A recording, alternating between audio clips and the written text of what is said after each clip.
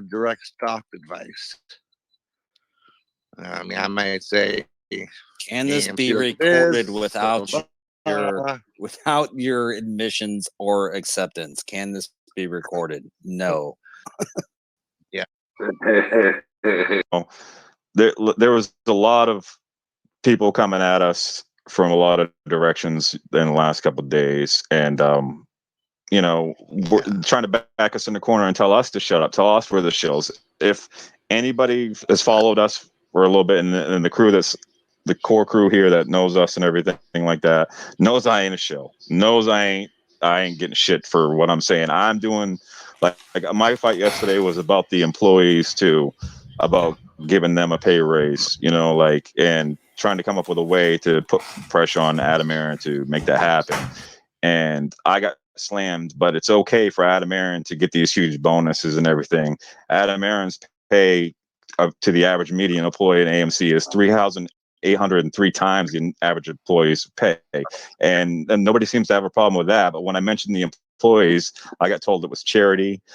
I got told they don't deserve it. I got told nobody, all this stuff. And there was an AMC manager in there, and I'm sure, sticking up for AMC and all that stuff. That's great and all, but not everybody feels how she does either. It's one employee, it's two employees that came in and defended the company. There's a lot of people that don't even know about the shit going on that could benefit from this. I think the disconnect for me was you were, and I don't remember coming at you. I know we had differences of opinion. You're bringing up the story of every single corporation in the an individual that is employed by a company. That happens every day across the board for every single corporation in the entire world, and then saying, hey, this particular company, they're doing something wrong, while not bringing up the hundreds of thousands of every corporation, even like, let's even GME. It's the same thing. So when you focus on and you get like really focal about that, about just AMC, but you don't talk about GME, you don't talk about. See, that's what you guys. Could I just say something? Hold on, if you don't mind, I'm almost a brother. I'm not trying to interrupt you, man. I'm just saying, like, when you focus on that, that's when people are like, hold on, this doesn't make any sense. Why is he doing this about AMC? Because like, this is what every corporation in the world does. Not just AMC. Everyone does this, and this happens. And I could talk about GME with this too, and I could talk a bunch of other companies. But the difference between the other companies and what we have with an opportunity with AMC is that we own the float, right? We own 80% of the company right now, right? So we're the position to put pressure on the CEO. Other companies don't necessarily have that. You understand? So maybe we can start this with this and get the ball rolling to get this going with other companies. That's the opportunity I see here, because it's not just the hedgies that are bad guys in the world. You made it a point yourself that there are corporations out there that are fucking over their employees every day, every goddamn day. And it's got to start somewhere. So why couldn't it be here? Why can't we chew gum and walk at the same time and actually maybe bring some more money in and investors in it, come up with something like, I was thinking about doing a petition, but then it comes like collecting people's information. I don't want to be in that, but like doing something like, people sending Adam Aaron messages, giving something to people to invest in after the MOAS happens, because a lot of people say they're going to stay, but you don't really know. If you say, raise the pay or we don't stay, and something like that, something we could do good, because it's not just the hedgies that are bad guys here. You understand? Oh, yeah. So yeah, I thought this was about wages. The question about the wages in regards to whether it's one company or others, and whether the float it's like that happens across the board. So that's, I think, for some people, what you were trying to say, got lost because, like, hold on, it has nothing to do with wages. I get if you're passionate about wages and maybe the delivery was not received or Yeah, because people by came the in hot. people, and it wasn't communicated correctly. But like with wages, it doesn't really like have anything to do with. And again, this is just my personal opinion. It doesn't have a lot to do with the stock. Like, hey, yeah, everybody should get Hold paid on. more. I'm all about it. Let's all make money. But when you raise wages, there's a certain thing that happens to a margin that then is directly affected by a margin that a company holds, and like it's obviously not just But that easy. the So, thing is that I understand that, but then everybody's okay with Adam Aaron getting all these huge bonuses, and I don't understand that. Dude, disconnect. I'm he's trying a to get paid. CEO of a company. And I'm trying to get paid. Hey, he's a Well, like, CEO. okay, I'm but I got a trying to get question. paid. I got All right, everybody calm down. Everybody calm down. Everybody We got Kyle. You actually really put myself into, like, I just try to do the right thing. I feel and I don't know. I don't necessarily want to be an activist, and I didn't even honestly. I didn't even want to do this shit. But it just when I saw a lot of stuff happening with the stock and lot not going in as far as the community and everything going the direction, and people's voices getting drowned out, and nobody's bringing up the employees.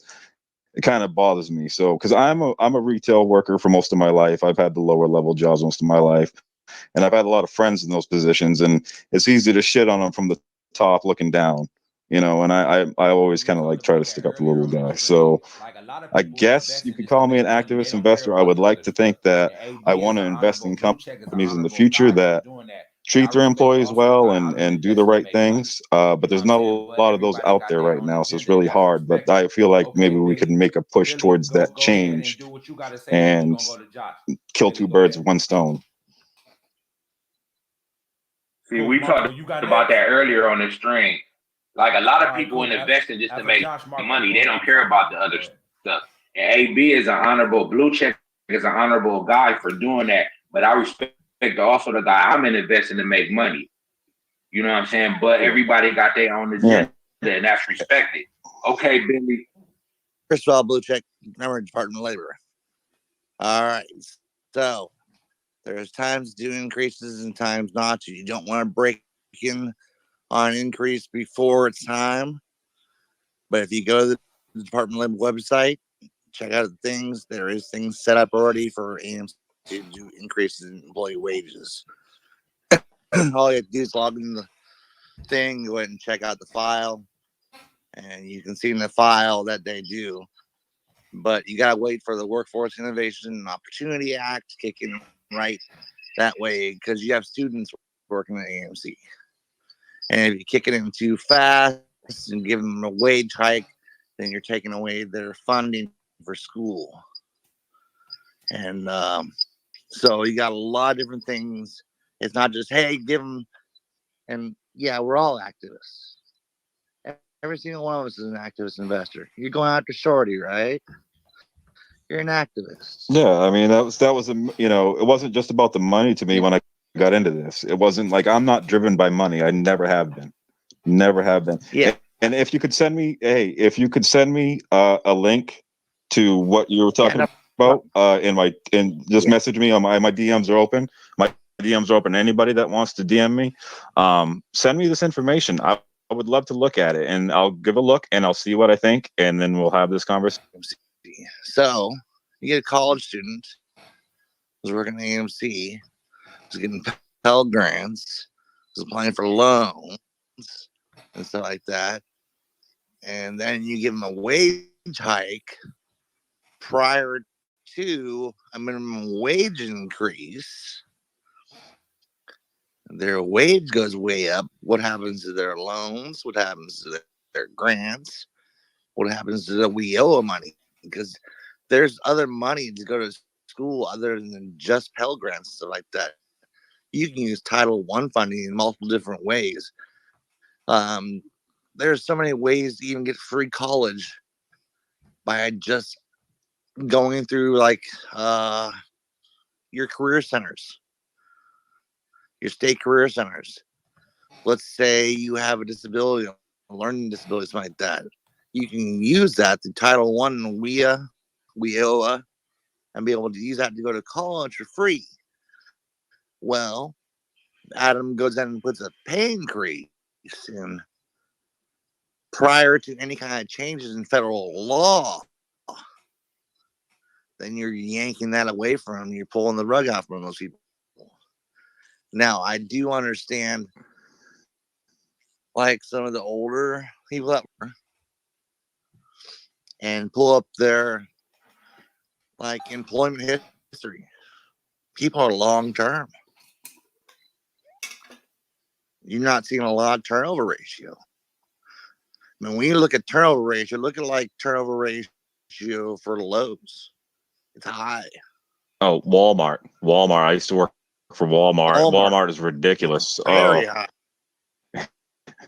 Yeah. AMC's got a very low turnover because Walmart has a high turnover because of the amount of work that they do. Yeah. So okay, AMC's working ain't workload ain't as hard as the person that work at Walmart. Yeah. And they're so you got to factor that in. They have a lot of accommodations. They do a lot of accommodations for scheduling. So like that. So, I mean, hey, if you're going to school during the day, you're supposed to work at night, right? Let's say I need such and such day off. What companies usually do all that accommodation for you? Not a lot. No company does. No, what company does accommodations like that? AMC does. Right I mean, there's really not much of a workload in that place. Well, all you gotta do is take tickets. That'll be the incentive of working at AMC if you didn't have that freedom.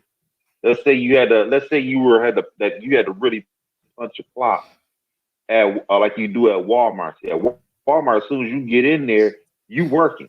Yeah. Okay, with AMC, okay, you might not be making that much money, but you ain't working as hard. So that's the incentive of staying.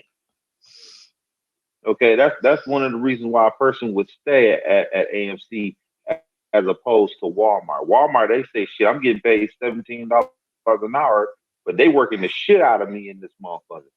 Yeah. So a person like, you know what, I ain't going to work today. I'm gonna find something else to do. I'll find something else to pay me $17 an hour. And speaking of wages too, I want to ask you a question, Josh.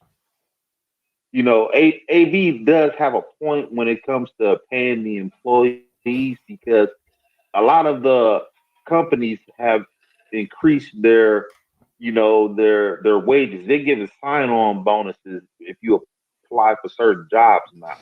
You know, McDonald's was giving sign-on bonuses, and Dunkin' Donuts is hiring for $17, $18 an hour to make donuts.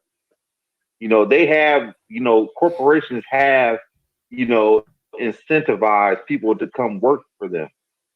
And they actually do care about the employee. Okay, because everybody else is doing that. Everybody else is offering brand new stuff for people to work there. So I don't know. I'm glad. I think. Yeah, I'm sorry. I didn't mean to interrupt you, man.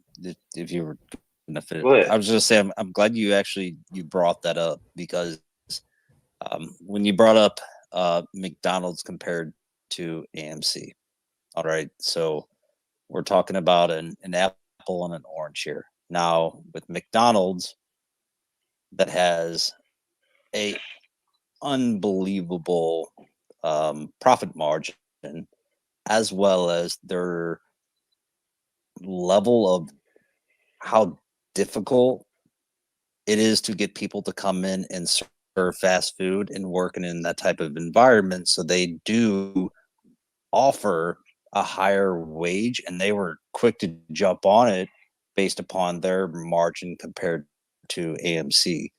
So that's what I brought up, apples and oranges. So when you talk about McDonald's, they have a very hard time for people to just come in droves and be like, hey, I want to work at fast food and I want to work at AMC, which I'm sorry, work at McDonald's, with that constant drive mentality that is go. Now, when you talk about AMC, a company that is recovering, that is not going to match the pay when that employee is not even doing the same tasks that you're comparing. So you can't compare an apple to an orange and say, hey, you both should get the same pay.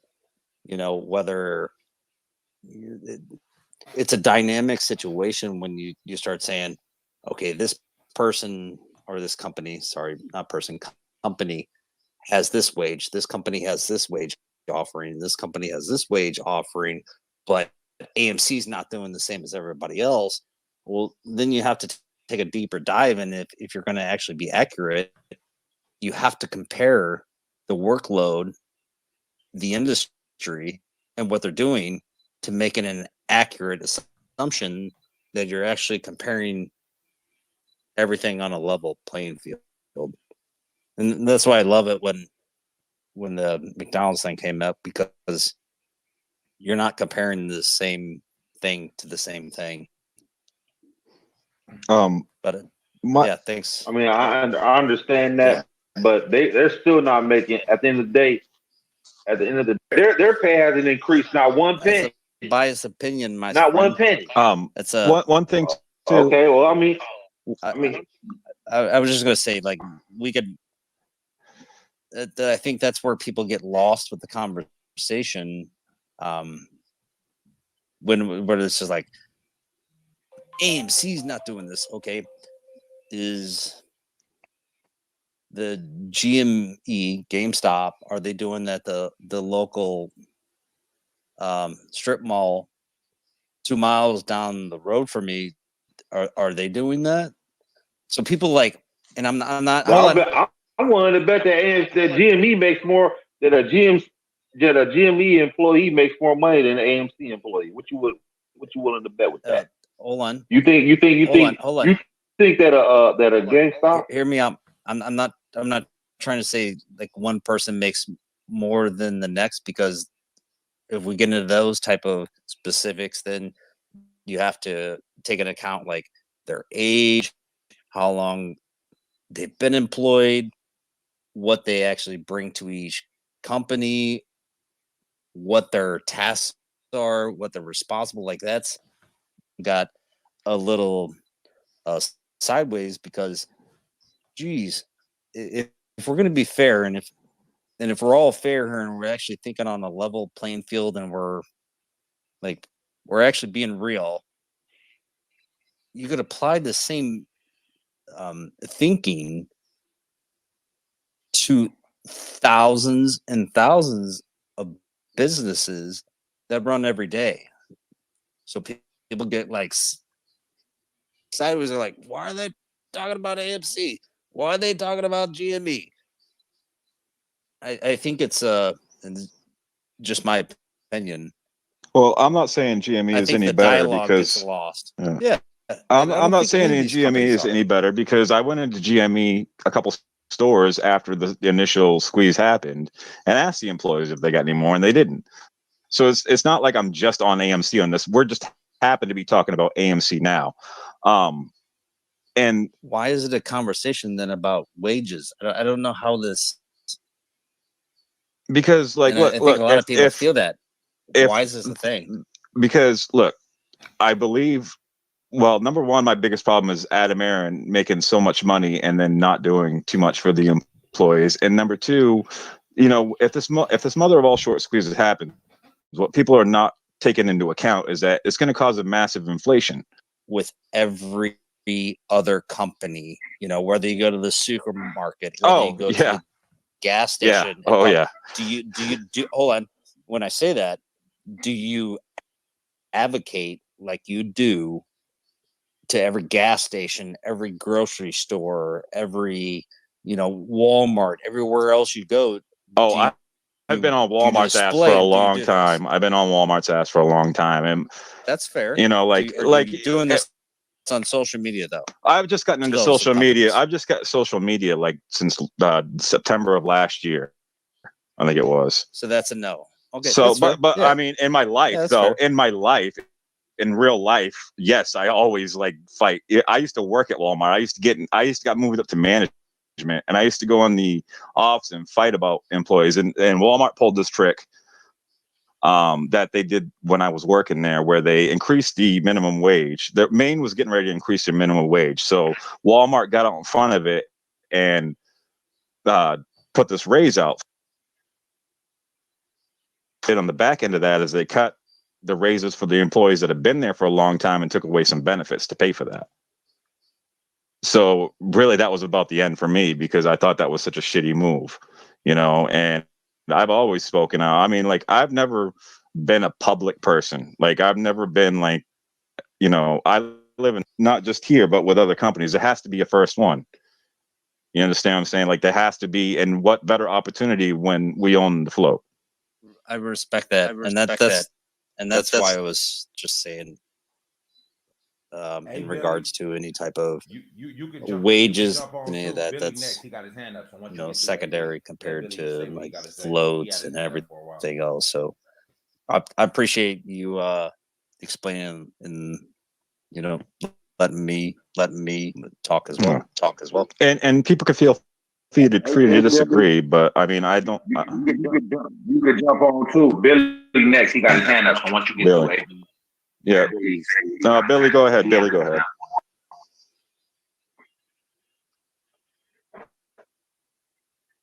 Billy, go on ahead. All right, my bad. I was just gonna say, I can see. I always look at like Department of Labor stats like that, and look through everything before I even invest.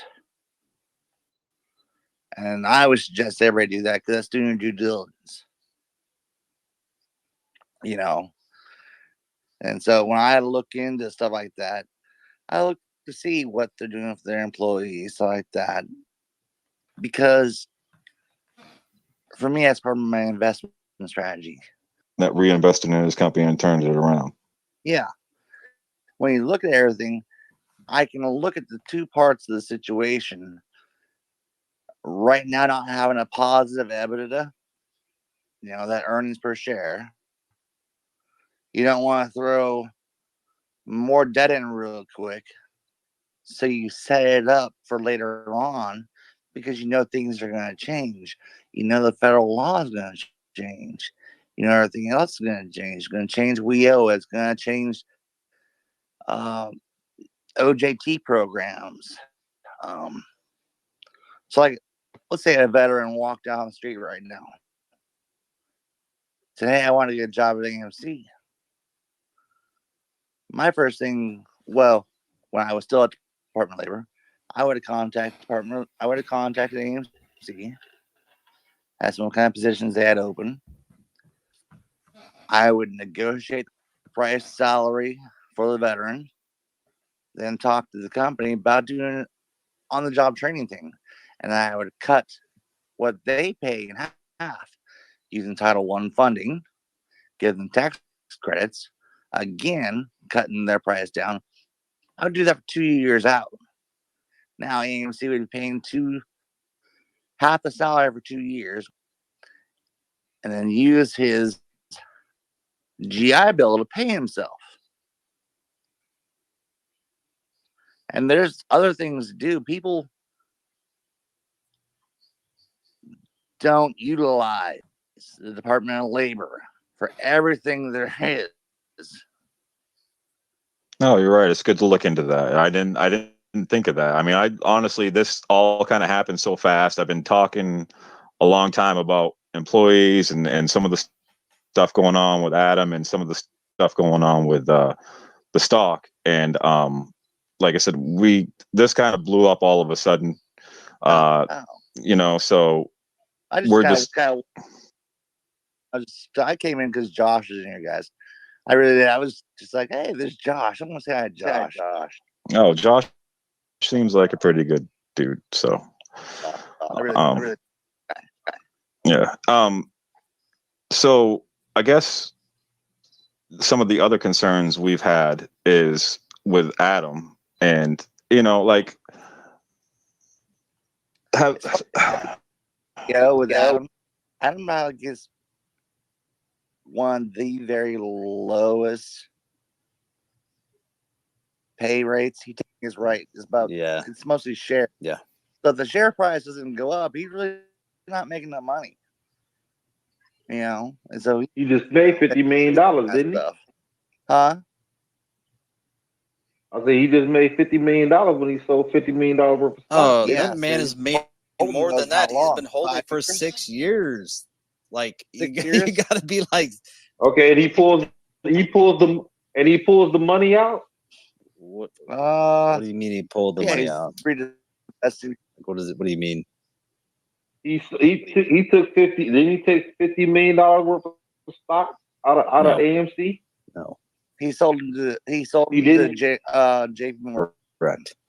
He didn't sell. They're managing his portfolio, and there is a certain time frame. I believe it was 3 months that they were going to essentially portfolio. Yes, correct. So like when people say that, it's like, no, he didn't just like sell it. He's not like Donald Duck just swimming in money right now. He's already had it. Like he's already had it. He's got the 76ers. Get out of here. If you start looking at everything and the way it's been divided up, think about unrealized gains and stuff like that. He's 60-something years old. When you're staring at, hey, tax laws are going to change. And I'm not like anybody saying. I'm just saying like this is how this happens every day. This is not new stuff. Not new stuff. I understand that. But with everything Adam Aaron does, I feel like there is the part of the following that just cheers him on, even if he's making I feel sometimes not so great decisions. And I don't feel like it's a problem to challenge some of those decisions sometimes.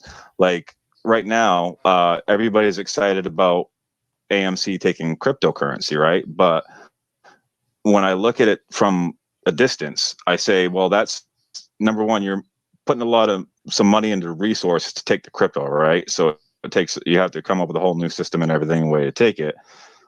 But with the way crypto is right now and the way it's used, I think you'd kind of be out of your mind to give your money, your crypto, to AMC for a movie ticket when a $15 ticket could turn into a $15,000 investment down the line with certain cryptos. So I think you're where GME is given spot on. So that's kind of like a waste of money and resources, if you ask me. I feel like there should be more forward thinking. I feel like Adam Aaron, like driving people nuts with it. But if you're invested in this and you want to know about the hedge funds and the naked short selling and all the stuff that's going on, it's a documentary about the 2008 crash, and it shows a lot of the tactics they take. And one of the tactics they take is they take over a board and they install a CEO to basically tank the company. And when I look at Adam Aaron, some of the moves he's made and taking on more debt with more theaters, right? And then I watch that movie and I go, well, in 2015, before the pandemic, before everybody was AMC crazy, before this, I'm 43 years old. I never heard how great an AMC was until the mother of all short squeezes was going to happen.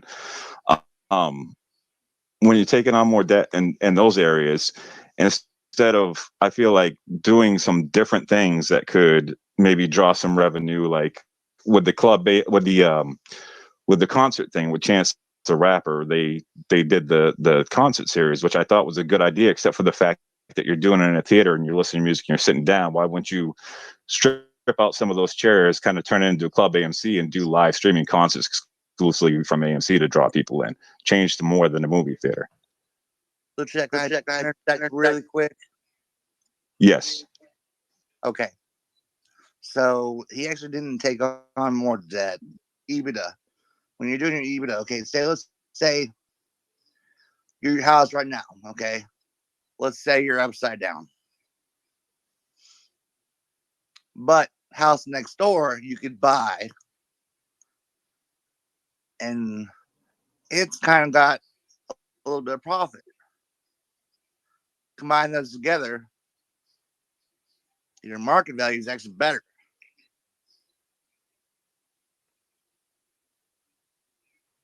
Okay. You understand? Yeah. I'm sorry. I'm not. I kind of get what you're saying. I working all day. I'm worn out. I think I have COVID, and I've been doing this stuff for like 2 days straight, and I haven't slept more than 3 hours and had barely nothing to eat. So you take on more market share with the other theaters that aren't in debt. You actually pull yourself out of debt using that credit debt ratio. You can pull yourself out of debt and bring yourself positive EBITDA. Well, especially if you have people that you pay to say that, okay, let's just use a roundabout number. There's 1,000 theaters in the country. And based upon our market analysis, we can say that and how they run a business and the people that come in droves. So then you make a smart decision to say, okay, hey, I'd like to purchase here, here, here. And one thing about business, you can't make money without spending money. That's it. Like it's a fact. And just to even that point, Bill, you were kind of like bringing up like crypto. I don't know if you feel that same way about like crypto with Tesla, or I mean, there's so many companies. Yeah, no, I feel the same. Yeah, no, are bringing up Tesla, that are bringing up cryptos that like this is a thing, and it's a transition. I would say but with Tesla, you get a car though. But even with Tesla, you're insane. If you hold crypto and you give it to a corporation, you're insane right now because it's so volatile and it has so much potential to keep jumping. It's better to just hold that shit right now, I would think. You're insane if it goes up, but you're not a bag holder if it goes down. So like it's kind of like a one-sided point. Depending upon what direction it goes, is going to be if you're up or down. A realized taxable event. So there's a data point associated with that. Not so much if it goes up or goes down, because in the market, if you're an investor, you never know if it's going to go up or down, whatever you're invested in. So it's always nice to be like, hey, what if it goes up, and that to be a talking point, but we all know that whatever goes up must go down, and whatever goes down, sometimes if you're in at the right data point, entry point, they're gonna take that chance at the end of the day, because they're gonna take that chance because they're gonna take it because at the end of the day, they're giving a movie away. It's all it's different if you sell them. Yeah. Okay, but at the end of the day, I'm gonna take that chance with crypto. If you're gonna give me crypto and I give you a movie ticket, I've killed you on that. You lost out on that deal. Yeah, then that's a bad deal. That's what's easy is like you don't even have to like. It's not even a conversation. If you're like, oh no, I'm not using my crypto, that's bullshit. Then you know what the cool thing is? Like it's not even a talking about. If somebody wants to use their crypto, that is their life and their decision. Oh, I agree. I'm just saying you're insane if you do. You're insane if you do. How's that even a conversation? But Adam Aaron, if they're sitting there saying using crypto for a movie ticket, that's not really a positive for AMC to me. Yeah, I don't really look at it as a positive. Tesla at least at the end of the day, with a Tesla, for instance, let's say if you bought a Tesla, you can actually make money off of a Tesla.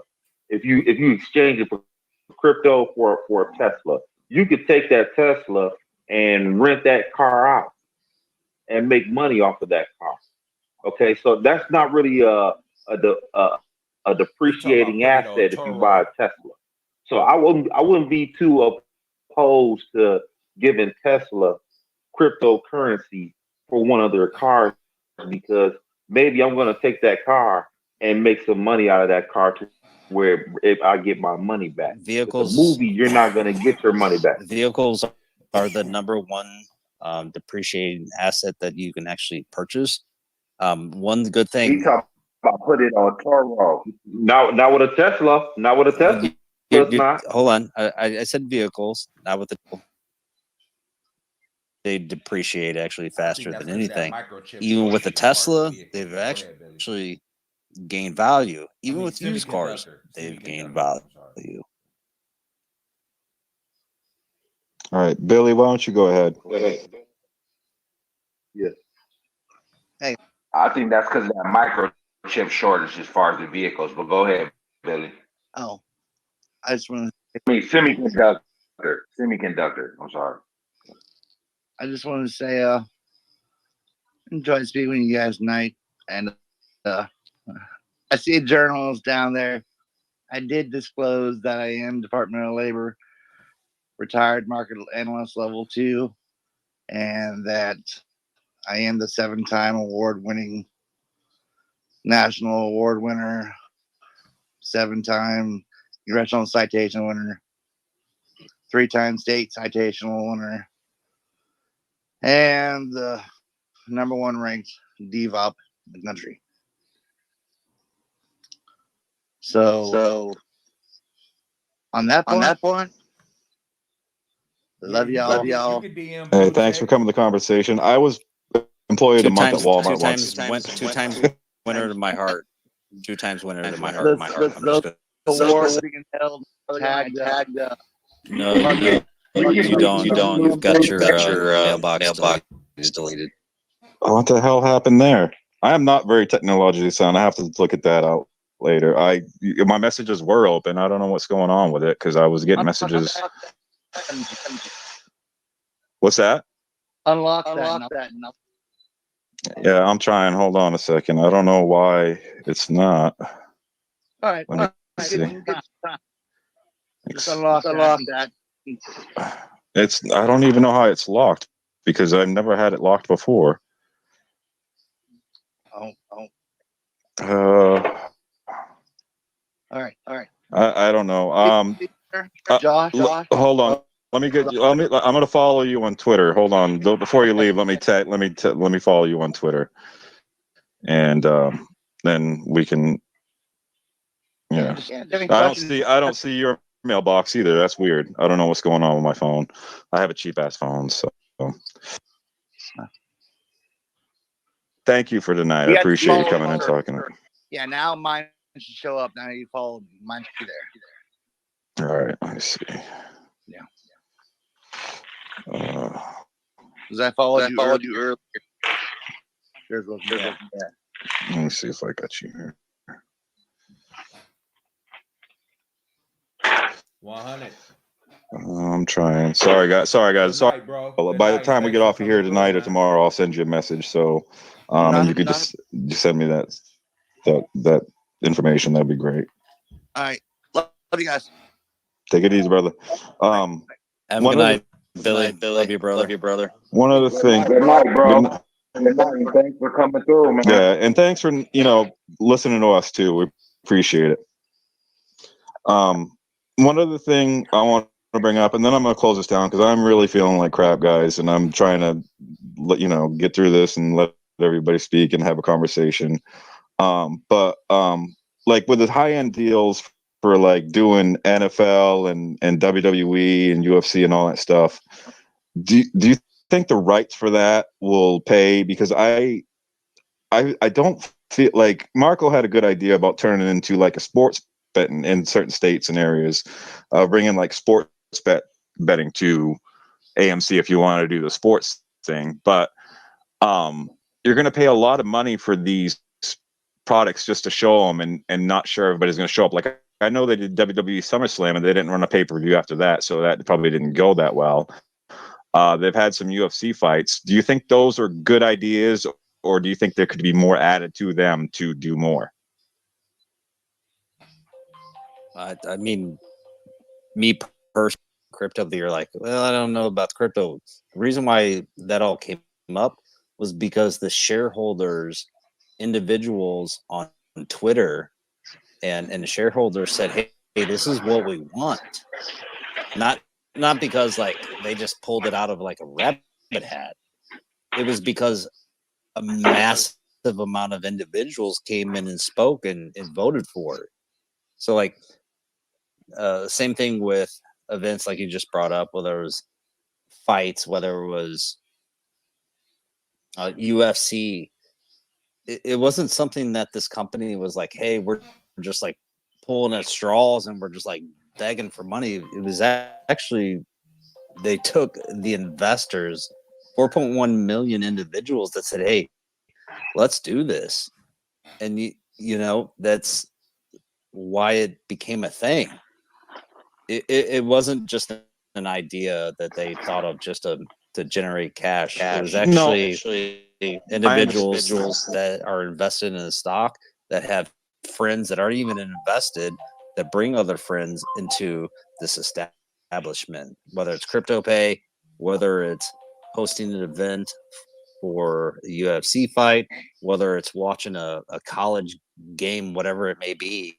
And there's so many things that we don't even know that they're doing. So yeah, I feel like if without something to pair with that, that's just it's a good idea and concept, but I feel like unless it's like a big fight or big event, it doesn't really pay off unless you add something to it. Do you have the numbers to support that? Like it'd be a big call, small call, whatever it may be. Well, I'll look into what they did with the WWE and stuff as far as Yeah, cool. Right on. you know, but I'm pretty sure since the WWE didn't run another one, it didn't go that well. UFC's done a couple, you know, so what's W? Oh, is that wrestling? Yes. Oh, yeah. No, I'm saying like they tried this stuff. I could see that crashing.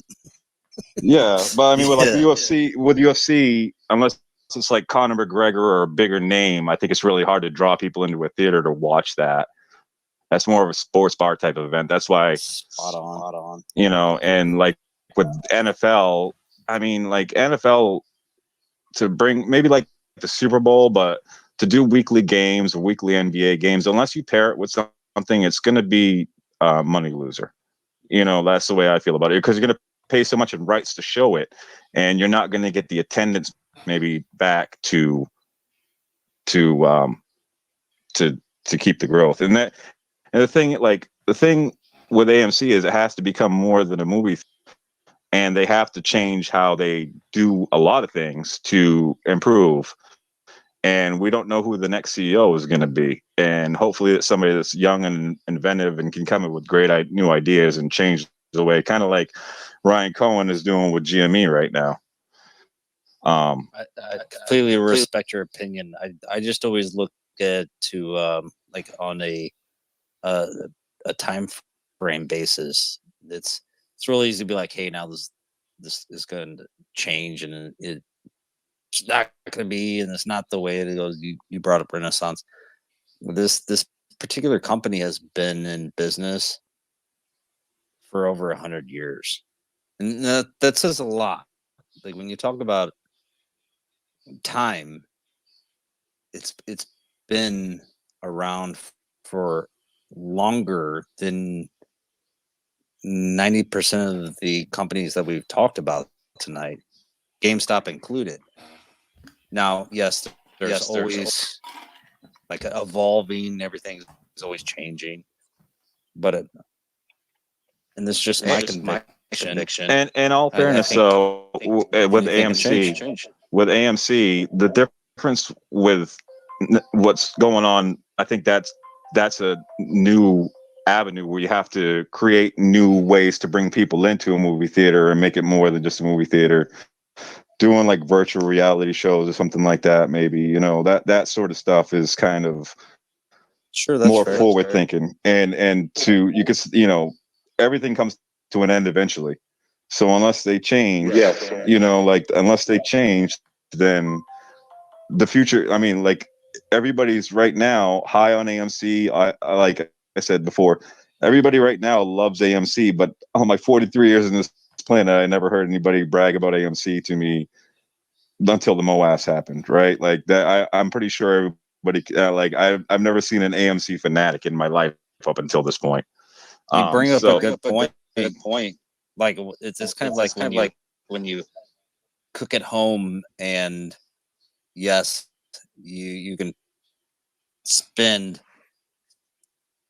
$15-20 to feed your family, but for years and years and years, what do people do? They go out to dinner and they spend 5 times that cost because of the experience, because of what they're doing, what they're Yes, getting out of it. Restaurants are another struggling business right now, and I believe restaurants have to change. Actually, my great grand company, Small restaurants get murdered, man. murdered right now, murdered. Yeah. And so, like, it's different. Like McDonald's to me isn't a restaurant; it's a fast food joint. I'm talking like actual restaurants, like Applebee's, TGI Fridays. A lot of these companies are struggling, you know. So that's where I think we need more forward-thinking ideas, and I don't think a lot of the ideas have been that forward-thinking so far, and that's where I have some concern about the future of the company. Completely fair. And like based upon where you're at, restaurants where I'm at, they are busier than ever. Yeah, the smarter ones, they got smoke. Yeah, smoke, but smoke. Yeah, the restaurant. Hey, I can mean, I just chime in here? yes, Mr. What's the name? Flippy. Blah, blah, blah, blah, blah. Go ahead. Hey, That's what's up, Flipper. That's Flipper. No, hey, I was just listening to the call, and I respect what you guys are talking about, and you know, I just wanted to think about, you know, the fact that I just pinned to the top of the call. I don't know if you've seen the upcoming slate of movies that are supposed to come out. You know, a lot of them were supposed to come out this year, but then they delayed them. I mean, it's an absolute just a list. I mean, if you really just look at that list, you know, Avatar is not a movie you're going to want to. They tried to do these same day releases, and it failed miserably, and they're losing tons of money. And so they realize they have to respect the 45-day theatrical window, and that's coming from Disney, Warner Brothers, Universal, all these deals that Adam Aron's been able to negotiate. And so, you know, yeah, I mean, I think a big thing is like you brought up. Well, we never heard about an AMC, you know, enthusiast until the pandemic and this whole MOAS and stuff. But the thing is I don't know about Toys R Us, about you, but I had no idea they were going out of business. There was pretty quiet about that, and then all of a sudden they were just gone. And I think what happened is we had time. We're at home. We're not working. We had time to like go, holy shit! Like, this is an opportunity to save a company where we don't want movie theaters to go away. We don't want GameStop to go away. And GameStop started it, and it just made us all aware of what was going on with these hedge funds, and it's just completely opened the eyes of how business is taking place in the stock market. So I think, you know, just give Adam Aron some time. I was in here last night too, listening to what you guys were talking about and what he's done and questioning him. And I get it, but like, dude, you got to just think of it. Hey, less than a year ago, and we're talking about being cash positive at the end of Q4. That is insane, especially with the pandemic and all the shortage. There's only been like 70 movies released this year. If you actually break down, It's a massive statement what you just said. Massive statement what you just said. You're right, Flipper. Like it's mind blowing, and even Blue to that point. Like, how I've never heard about AMC see. Well, for the 11 months that I've been on here on Twitter, a massive amount of investors have never heard about a lot of technical terms and trading and transferring information about trading in general that has happened. And people are so educated, they know what dark pools are. People are so educated, they know what a short sale is. People are so educated, they're actually learning about technical analysis. So it's easy to put like that data point on a chalkboard, but there's so much more to this than just a ticker. I call it day education. Because if you think AMC is going to survive, it's not going to survive. Lehman Brothers was open for 150 years and they out of business.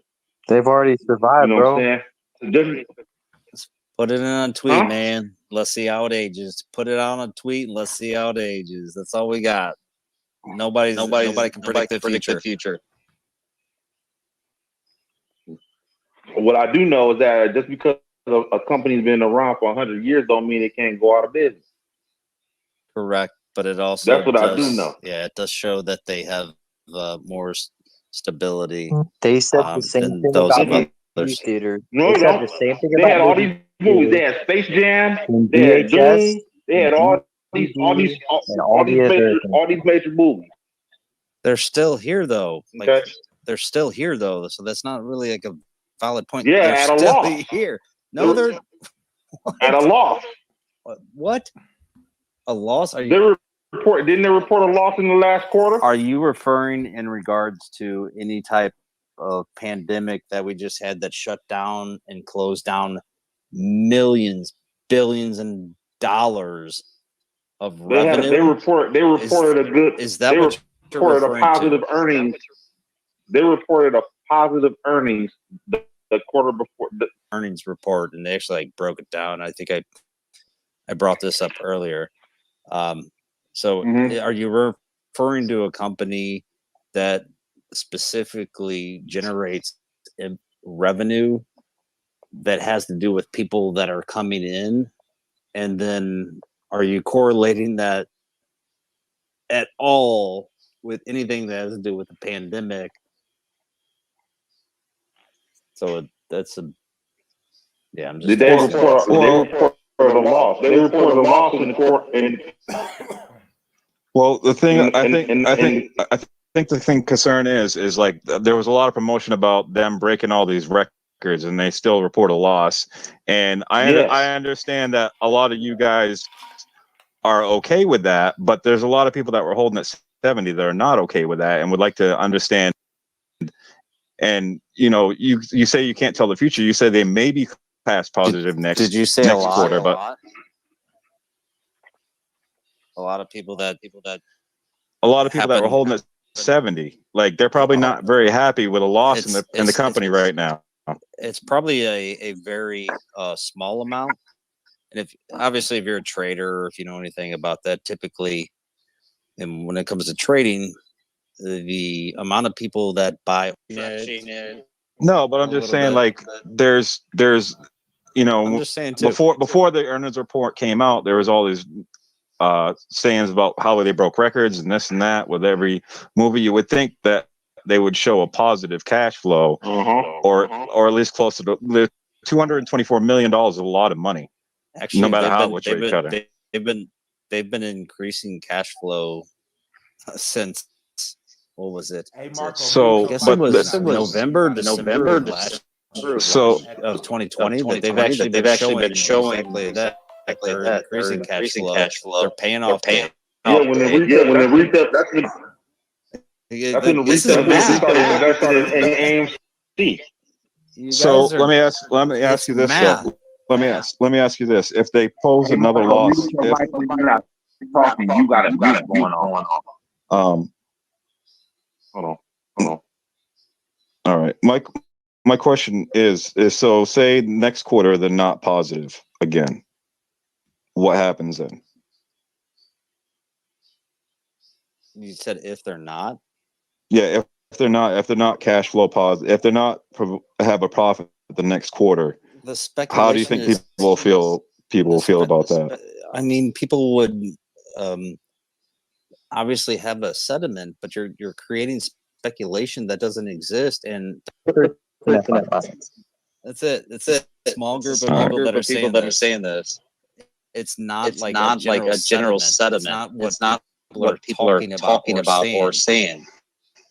So I don't get it. Okay, I've just rude. seen. Rude. No, I've just seen that there has been this thing of a lot of, it may be cash flow positive next quarter, it may be cash flow positive next quarter, it may have profits next quarter. You know, like there's a lot of that. There's a lot of that cheerleading going on, and it's like, well, what if it's not though? You know, and that's where kind of, brother, this is all about. Well, they're in the movie business, bro. It has a lot to do with a lot of factors. You got to think about this for a second. You've got Ghostbusters, you've got Matrix 4, you've got Sing 2, you've got Top Gun, Spider-Man.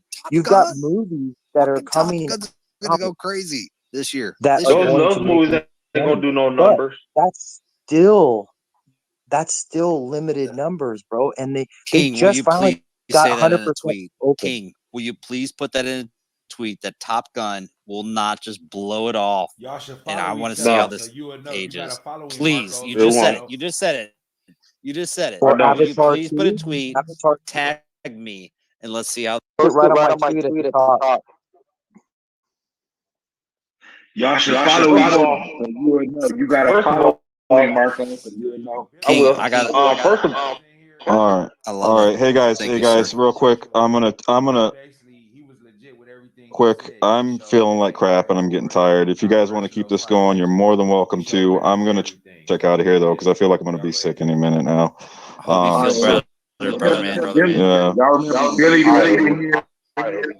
All right, He guys. showed me his credentials, and he was legit with everything he said. He showed the AI award, photographer, fight takes. He showed pictures of everything.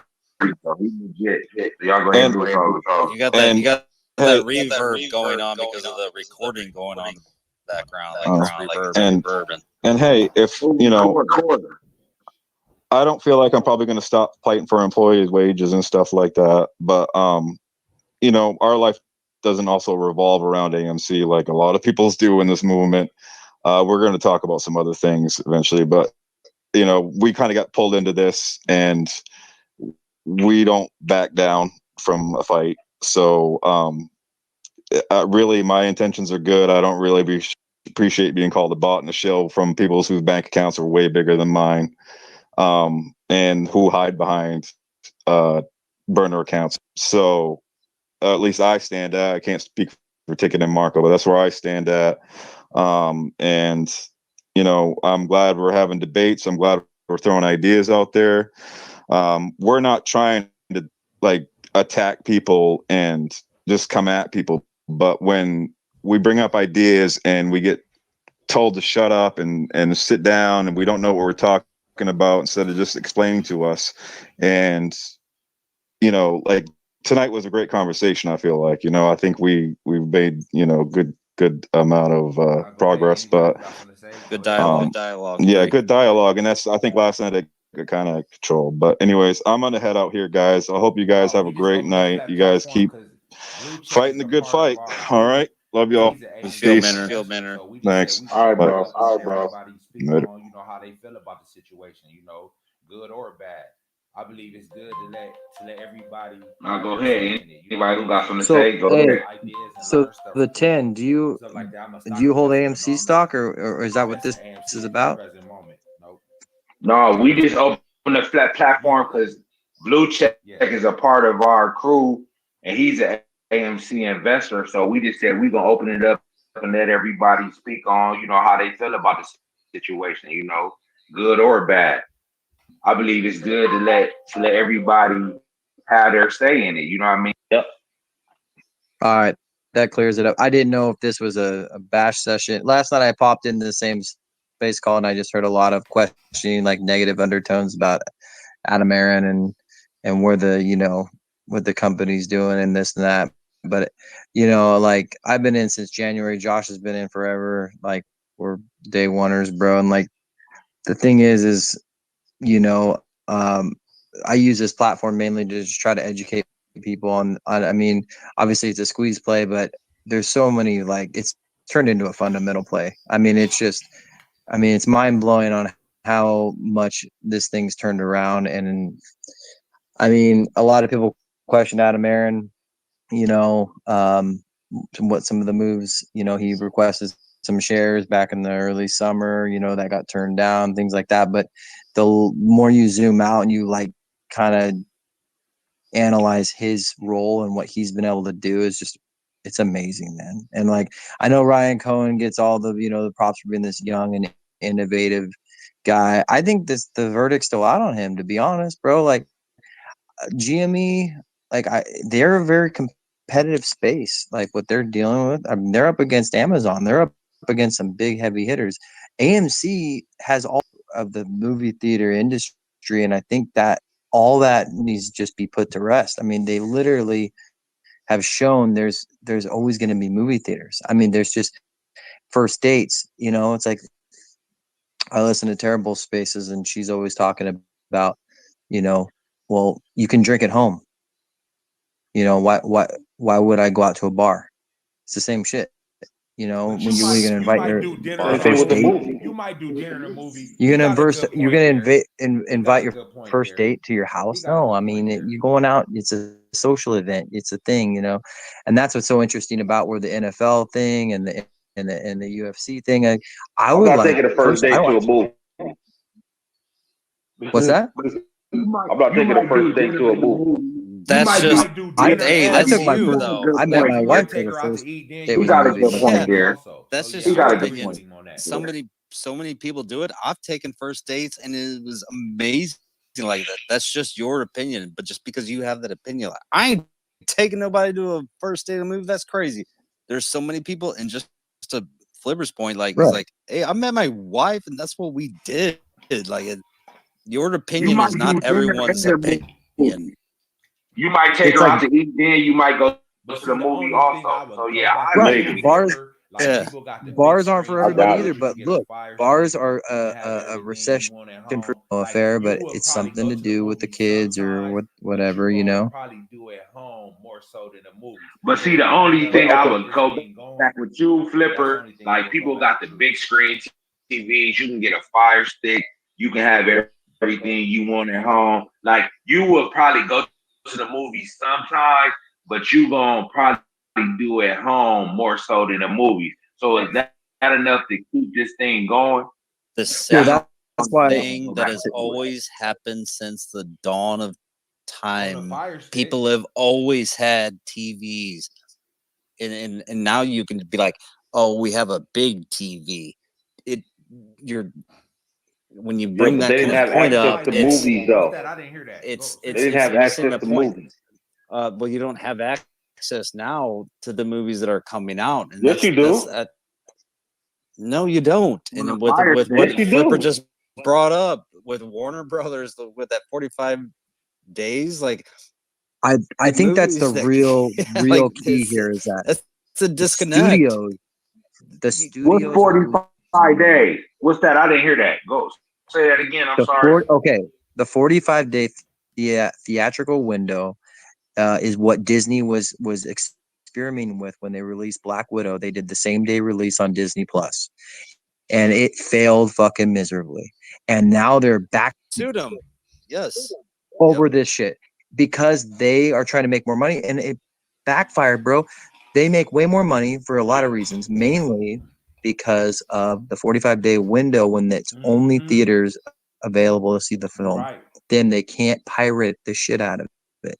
If you look at every week too, okay, so the first week the movie comes out, it might do good. Okay, but what happens is that when it's an HD quality stream, like on HBO Max or Disney Plus, it gets ripped immediately. It's put on a pirated website.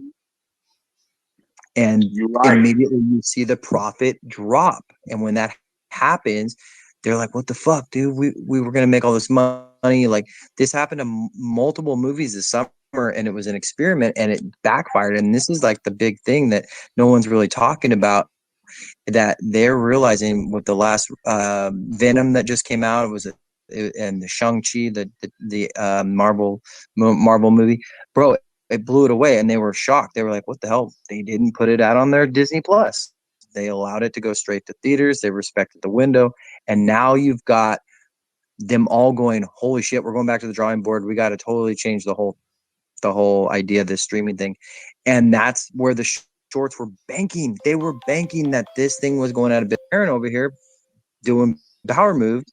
And so, I mean, you just got to look at it and catch up, because a lot of people are still thinking a 2020 mindset, and shit has gone completely changed in the last, 11 months. And the studios, they make such a massive profit point compared to streaming. And if you know anything about Hollywood or these individuals, that's all they care about is money, making money.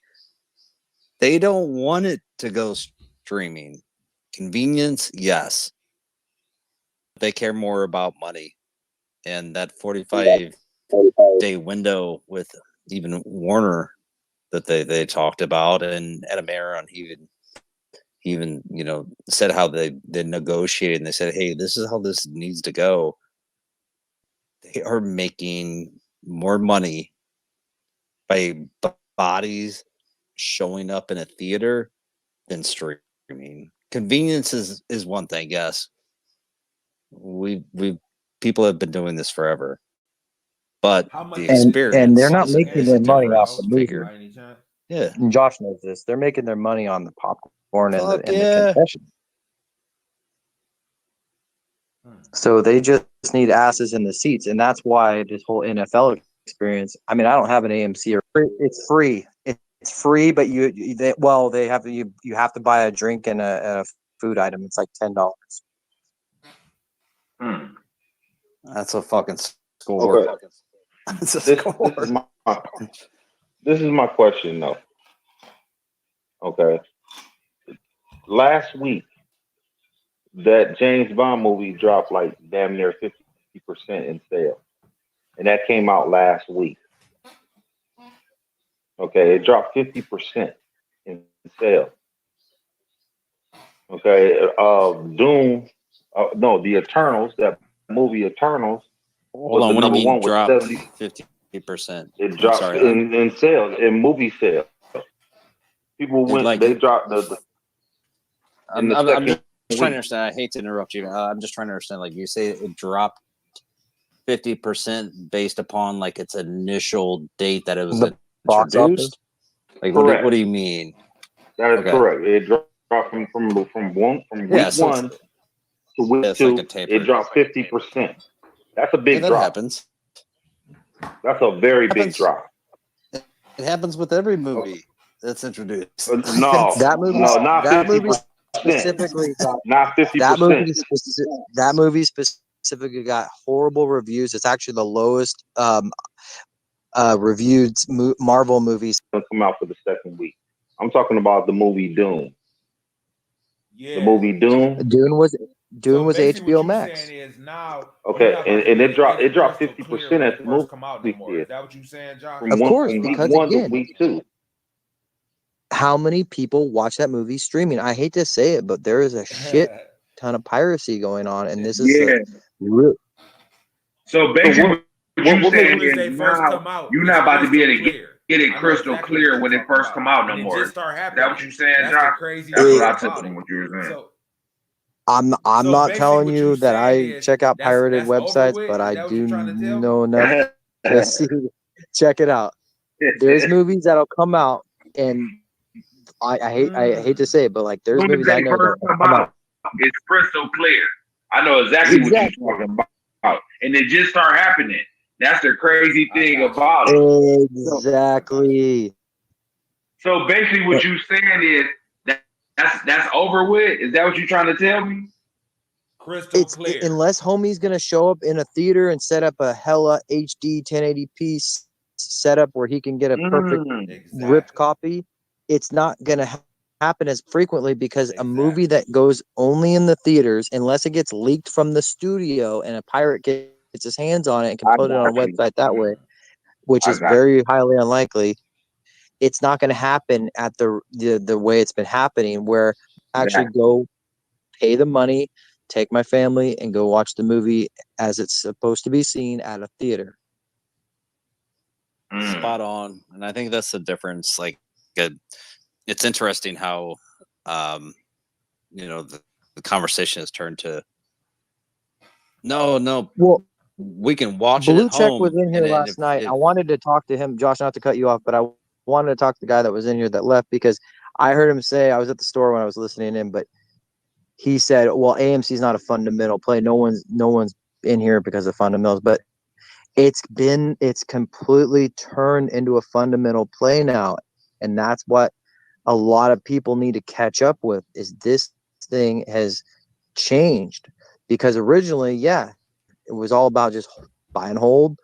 Fucking shorts are going to cover eventually. Now they're going to be forced to cover, in my opinion, because the pressure just keeps building and the profits are coming in, and the bottom line and the profit. If we turn cash flow positive at the end of Q4, these shorts are going to be like that much more fucked, because the people that you have to understand, they borrowed those shares.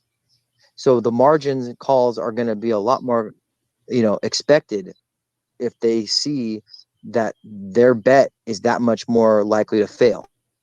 This particular call, which is like 0.0000001% of individuals that actually go to the theaters. There's such a massive amount of people that literally, and they show it based upon showing up, and the math doesn't lie, that go to theaters because they want to see a movie at the theater. It's cool to have a big screen, all that cool shit. And there's a lot of individuals out there that want to go on date night, and fucking they don't want to sit at home and watch it on the screen. Streaming services are through the roof because the convenience. Yes, it's really nice to be able to sit there and just not give a fuck and just hang out. Hey kid, and talk watch your shit, kid. whatever you want to watch, whatever series you get strung out on, you want to watch it. But the math does not lie. Yeah, Josh on some cool shit. I've been hearing this stuff for 6 months. I see Kid out there and co-host. I'd like to hear a kid talk. I'd like to hear a kid say something, because he put me off to somebody that wasn't. Put me off. In a very fucked up way. Tonight. Josh real cool tonight. Yeah, like I'm not a fucking shithead, and Josh that's why is always cool. I've been here long enough, and I've been pretty fucking cool about the way that I handle shit, and to be put off the way that I was when I all of a sudden got tagged like blasted today. It got real heated last night, man. Yeah, I'd like Kid to say something. What you got, Kid? Kid ain't gonna say shit. No, of course not. Yeah, of course not. Like it's easy to hide behind shit, and that's why I wanted to. It's real easy to blast people and make people sound a certain way, and to hide their responses. That's why I had to retweet stuff. But hey, Josh, man, if you're not even going to be a real man and like be like, hey, let's talk it out. Josh, what you got? Like, come on, man. That Adam Aaron took as far as like selling his shares. Is that really who you are, man? Come on, let's talk about it, dude. Adam Aaron selling his shares, that don't kind of bother you as an investor? No, nothing. And why not? Well, yeah, I wouldn't expect anything less. Because think about it.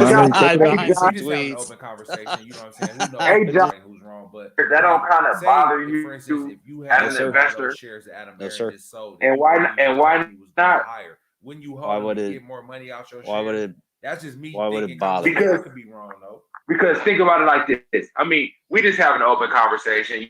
You know what I'm saying? Who knows who's right and who's wrong? But like, say if, for instance, if you had all those shares that Adam Aaron just sold and you believe the company was going higher, wouldn't you hold them to get more money out your shares? That's just me thinking common sense. I could be wrong though. Yeah, that man is, as he said, what is he, 65, 67 years old. Warren Buffett is 90 years old. That's fair, but we're not like Adam Aaron compared to Warren Buffett, like night and day. That's might as well be talking about we might as well be talking about grapefruits and bananas when you start bringing that kind of shit up. So you mean tell me there's not a 67-year-old person that's still not thinking for the future? Is that what you're saying? I'm saying yes. He's he recognizes that he's getting towards the end of his career, whatever his career is, and brought this plan up on the last earnings call and months said, "Hey, ago. this is what I'm going to do." It wasn't the like last like 5 months. Yeah, it wasn't like. But if this thing can make him $400 million, why would he? As much money as they can get. If he felt it was gonna squeeze, why wouldn't he held it? What I don't know what you mean with that. Like, if it could, this man has so much money, and he is the CEO. Like, he's all right. One thing about rich people, they greedy as fuck. They want as much money as they can get. Yeah. If he felt it was going to squeeze, why wouldn't he held it? He's not doing that, and you just hit it on a point. Rich people are greedy as fuck. He's shown you that he's not greedy as fuck, because what he could have done is sold all of them and dumped them all into the market, made what he made, and then fucked everybody else over. But he made sure to bring up a statement months and months ago to say, "Hey, this is what I'm gonna do." Then even on this last earnings call, "Hey, this is what I'm going to do. I'm also not going to dump all of these shares into the market at once. JP Morgan is going to handle this account, and they are going to sell it over amount of time." They're going to sell it. They're going to take that money and put that money into somewhere else. That's where JP Morgan selling. So he didn't like fuck anybody over and dump anybody over and doing all this shit. Like, you guys kind of keep dancing around the fact of what is happening, and this is math. And you guys got to be like, if we're gonna have this conversation, let's be real and not just kind of, oh, hold on, like, let's be real. And I don't mean that being ignorant. I'm not trying to be rude, but it's like, if you want to have this conversation, let's be real. I see my boy Kid. He left. He couldn't handle the heat. He wouldn't even be a real dude and talk. And y'all, I got a question for you. You guys are too tight with that guy. You guys are too tight with that guy. That's funny. I got a question for you, Josh. Whoever it is. Josh, I got a question. Yeah, he's in the recording mode. Hello? Basically, hello? Marco's saying this. Yeah, I'm here. What's up? I got a question. If Adam Aaron would have actually dumped all of the shares, what the hell do you think the AMC stock would have done? If word got out that Adam Aaron would have sold every last share of AMC, what do you think? What do you think would have happened? What do you think would have happened? Okay, what do you think would have happened if AMC? Did it happen? Basically, Marco's saying this is he a rug can pull. sell by AMC bylaw. Did it happen? Is to What maintain intent? the company. So when you guys talk about all these movies and whether if AMC is having a positive income or not doesn't make sense with the squeeze. The fact is they need to cover the FTD regardless. So even David, what is a filing? There's a filing that you have to like file. I can't even. Is it the 13F you you're can't. talking about? No. Shit. Whatever the filing is that they have to like notify. Same thing that Elon did. Like, what if Elon sold all of his shares? Like, it's. What if the fucking we have an earthquake and we're all fucking in the ocean? Like, what are these? What is happening? That he can't directly sell it. That's the reason why he hands it over Correct. to JP Morgan. And also, that's his pay. He doesn't get paid from it. The stock is his pay. He don't got no salary. No, that's his No, pay. he does not collect a salary. Was squeezing anytime It, soon. it doesn't take any money. Even if you don't collect the salary, that still doesn't negate the fact that he still sold the share. If you believe that this company is, He sold what shares? it's like anytime soon. You keep saying he sold the shares, but he didn't. Like, what do you mean, brother? Okay, so what do you When you mean? say What that. do you mean by saying that he didn't sell any shares? Where did the money go from the AMC stock? Where did it go?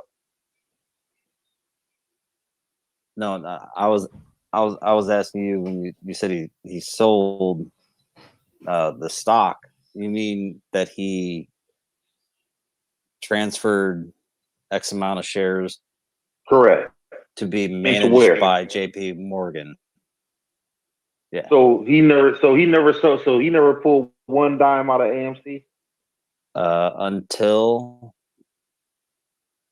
what he just did for the past 6 years, no, he has not. Now, okay, but I'm talking about recently. I'm talking about recently. Yeah, recently. Now, yeah. He sold 50 million. He made he it sold up. 50 million. Okay, he sold 50 million shares. Okay, answer me this question: if this was Tesla, do you think if he sold whatever amount of million shares he sold, if this was Tesla, do you think he would have done? Yeah, because he made more money. He's made more money. He's made more money on that. He's made way more money on that. My friend, he had to sell it for tax reasons too. He had to sell that for tax reasons. Yes, he did. He had to sell that for tax reasons. He did it for strictly a Twitter post. He's the one of the richest individuals in the world. No, he didn't. No, he didn't. No, he didn't. He sold it for tax reasons. He had to sell that stuff. He had to sell that stock.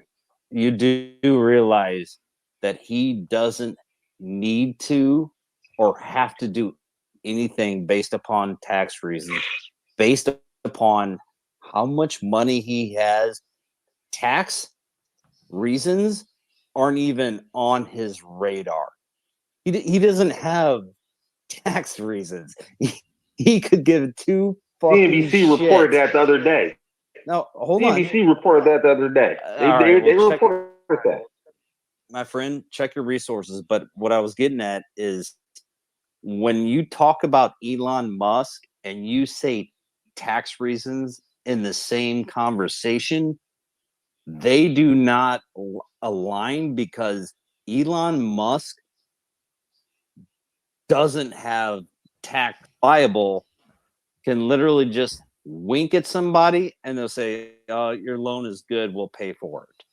There's no such thing as liability when it comes to Elon Musk when you put it into that type of context. He did it based upon a damn Twitter post. Like, that's it. It's that simple. He doesn't have tax liability. Liability is when you're like, hey, you're in a position to where you have to pay this. He has a blank check. And when you talk about billions and billions and billions and billions and billions of dollars and being one of the most successful as well as wealthy individuals in the world, it's not a thing. I'm not trying to be rude. You're comparing apples to oranges again, because I said Adam Aaron. I didn't say Elon Musk. I said if Adam Aaron had $50 million of stock or worth of stock in the Tesla, do you think he would sell it right now? Oh, I'm sorry. Okay, that's the question. Yeah, I'm sorry. Yeah, that's what I said. I said I brought up Tesla. I didn't bring up Elon Musk. I brought up Tesla. I said if Adam Aaron had 50 million. Yeah, I'm sorry. I didn't mean to interrupt you. I'm sorry. I'm saying if Adam Aaron had $50 million worth of stock in the Tesla, at this point right now, do you think he would sell? Managing, then I would be curious what Adam Aaron's entry point is based upon where the current stock price is, and if he sold it for a gain, yeah, that would make sense. He's not selling $50 million worth of stock right now, Tesla. You don't know where Tesla's going to go. Tesla could be worth $3,000 a stock a share. Oh yeah, to the moon, man. I believe in that stock. Okay. That stock's well Okay, out so there. that's my point. Adam Aaron is selling the stock that he really doesn't believe in at this point. If you believe that AMC is gonna be higher than where it's at. It's at $40 right now, right? You're a person that believes that AMC one day is gonna be worth way more than $40 a share. You're that kind what you of like believe? you're kind of missing though when you bring up Adam Aaron. Like the reason why he said he was going to start managing his stock sales, or how he was going to manage his portfolios, because he brought up, I'm 67, 65, 67, however old he is. Retirement. I'm managing this because I realize I'm not a spring chicken. Yeah, but would he have that same feeling with Tesla if that was Tesla instead of AMC? That is the At question. his age, yes. If he I had, don't think so. I don't think so. Why I not? don't think so. Because he knows deep down inside if he sells $50 million, he might be giving up $300 million instead, because Tesla's gonna go to $2,000-$3,000 a share. But he It was doesn't almost have all of that time, and that's why I brought that up. we don't know that. You don't know where. Hold on, Tesla was worth $1,500 a share before it split. And now where's it back at? Where's it back at now? How old are you, bro? He's been in it for 6 years. I'm 40. 6 And years. he would be in there 6 more. He would be in there 6 more if this was Tesla instead of AMC. Brother, at that age, life is never guaranteed, and I don't know what age you are. Like even at my age, life is never guaranteed. Like it's not that easy. How old are you, bro? I'm 39, man. I'm 44. Yeah, I'm 39. I lost my brother. He was 24, and it was a lesson to be like, life is not guaranteed. Destitute and broke. This guy is not broke. Okay, he's not broke. Okay. So therefore, I never said that. Hold on. Before. Okay, but you're talking like, oh, I never said that. This so he can have some money. I never said that. That like these calls, you guys like. I never said that before this call gets recorded. Hey, I spoke this. I never said that. You said that. I did not say that. Just so we're on the same page. I understand that, but what I'm saying to you is that you're speaking I never from the level said that if Adam Aaron was have 50, he got $50 million. He's 67 years old, and he needs to sell some stock so he can have something to leave behind. That's basically what it sounds like. Are you cool if I count your money? Can I count your money and you're okay with it? I'm saying at the end of the day, we looking at it from you have to look at it from a technical standpoint. That direct statement that makes so much. Can I count your money and tell you what to do with your money? Well, you're going to tell a CEO. You haven't answered any of my questions. I just asked, brother. If he had $50 million of stock in the Tesla, would he sell it? And you haven't given an answer. What you say, David? Okay, he would not sell that stock if he had $50 million of stock in the Tesla. What was his entry? Yes, that's why it's an investing question. What you say, David? He would not sell that stock. I'm saying there's no right or wrong answer to your question, because we're talking about an if, right?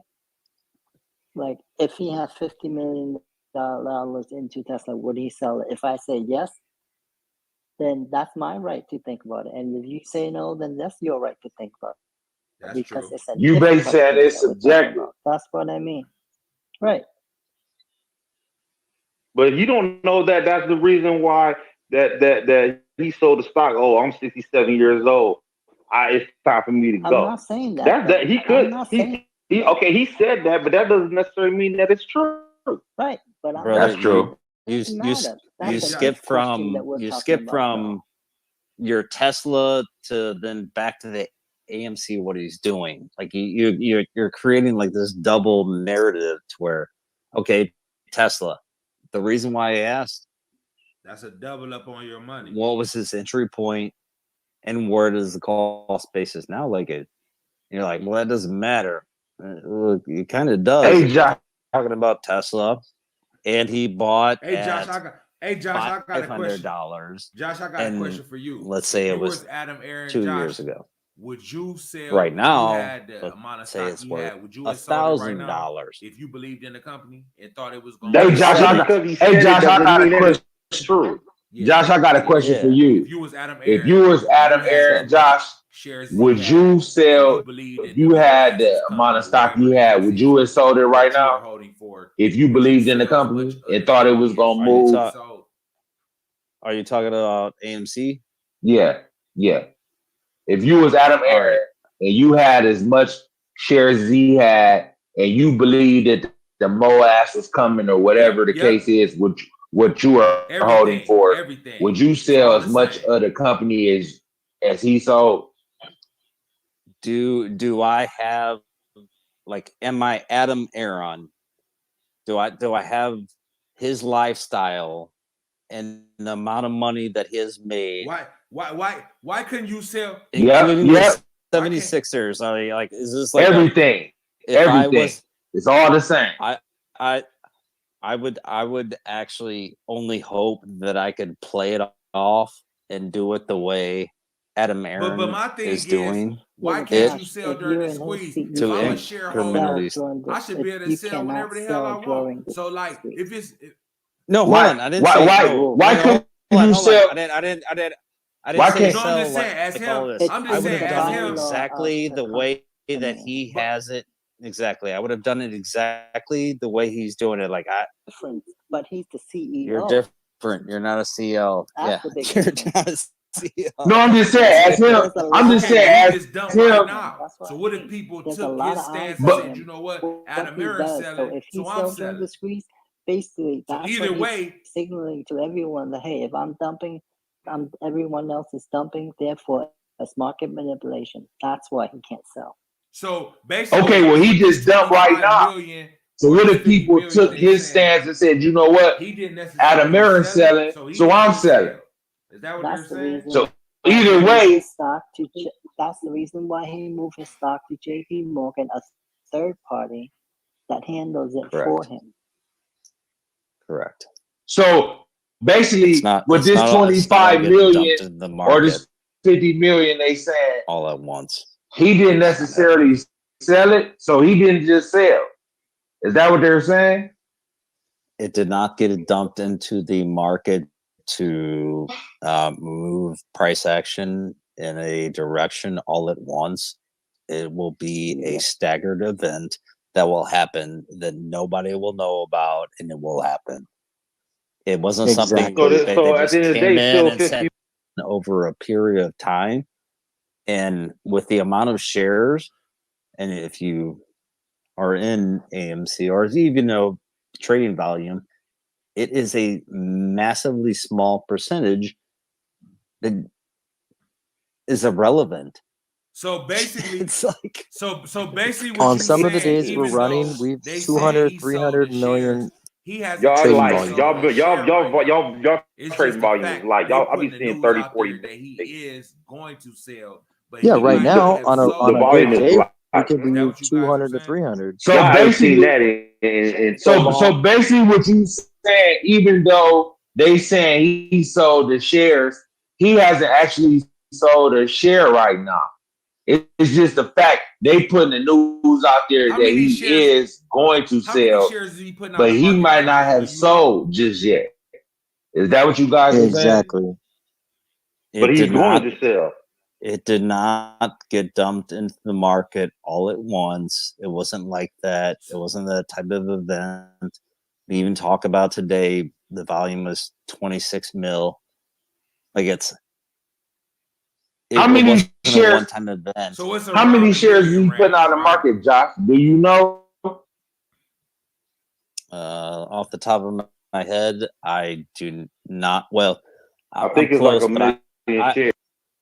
So it's around $1 million range, Sketchy right? Sketcherson is down there just fucking waiting to fucking Well, chop don't forget somebody his up. two sons also have shares too that he gives them. Yes, yes, months and months and months and months ago. So It's just what's funny this because about? this same thing they said was going to be used as FUD on AMC. That's why he got out in front of it months ago to line the shareholders that this was going to happen. He doesn't even have full say in this. It's based on his estate planning. He's 67 years old. I mean, he doesn't even have full say on it. They do it for him.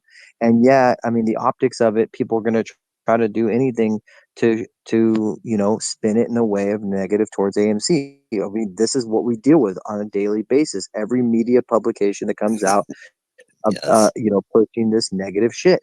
At the end of the day, numbers don't lie, though. I mean, look, dude, we're up 400% on the year, whatever it is. I mean, it's just a matter of buy and hold, tune So out the basically, what noise. you saying, Mister?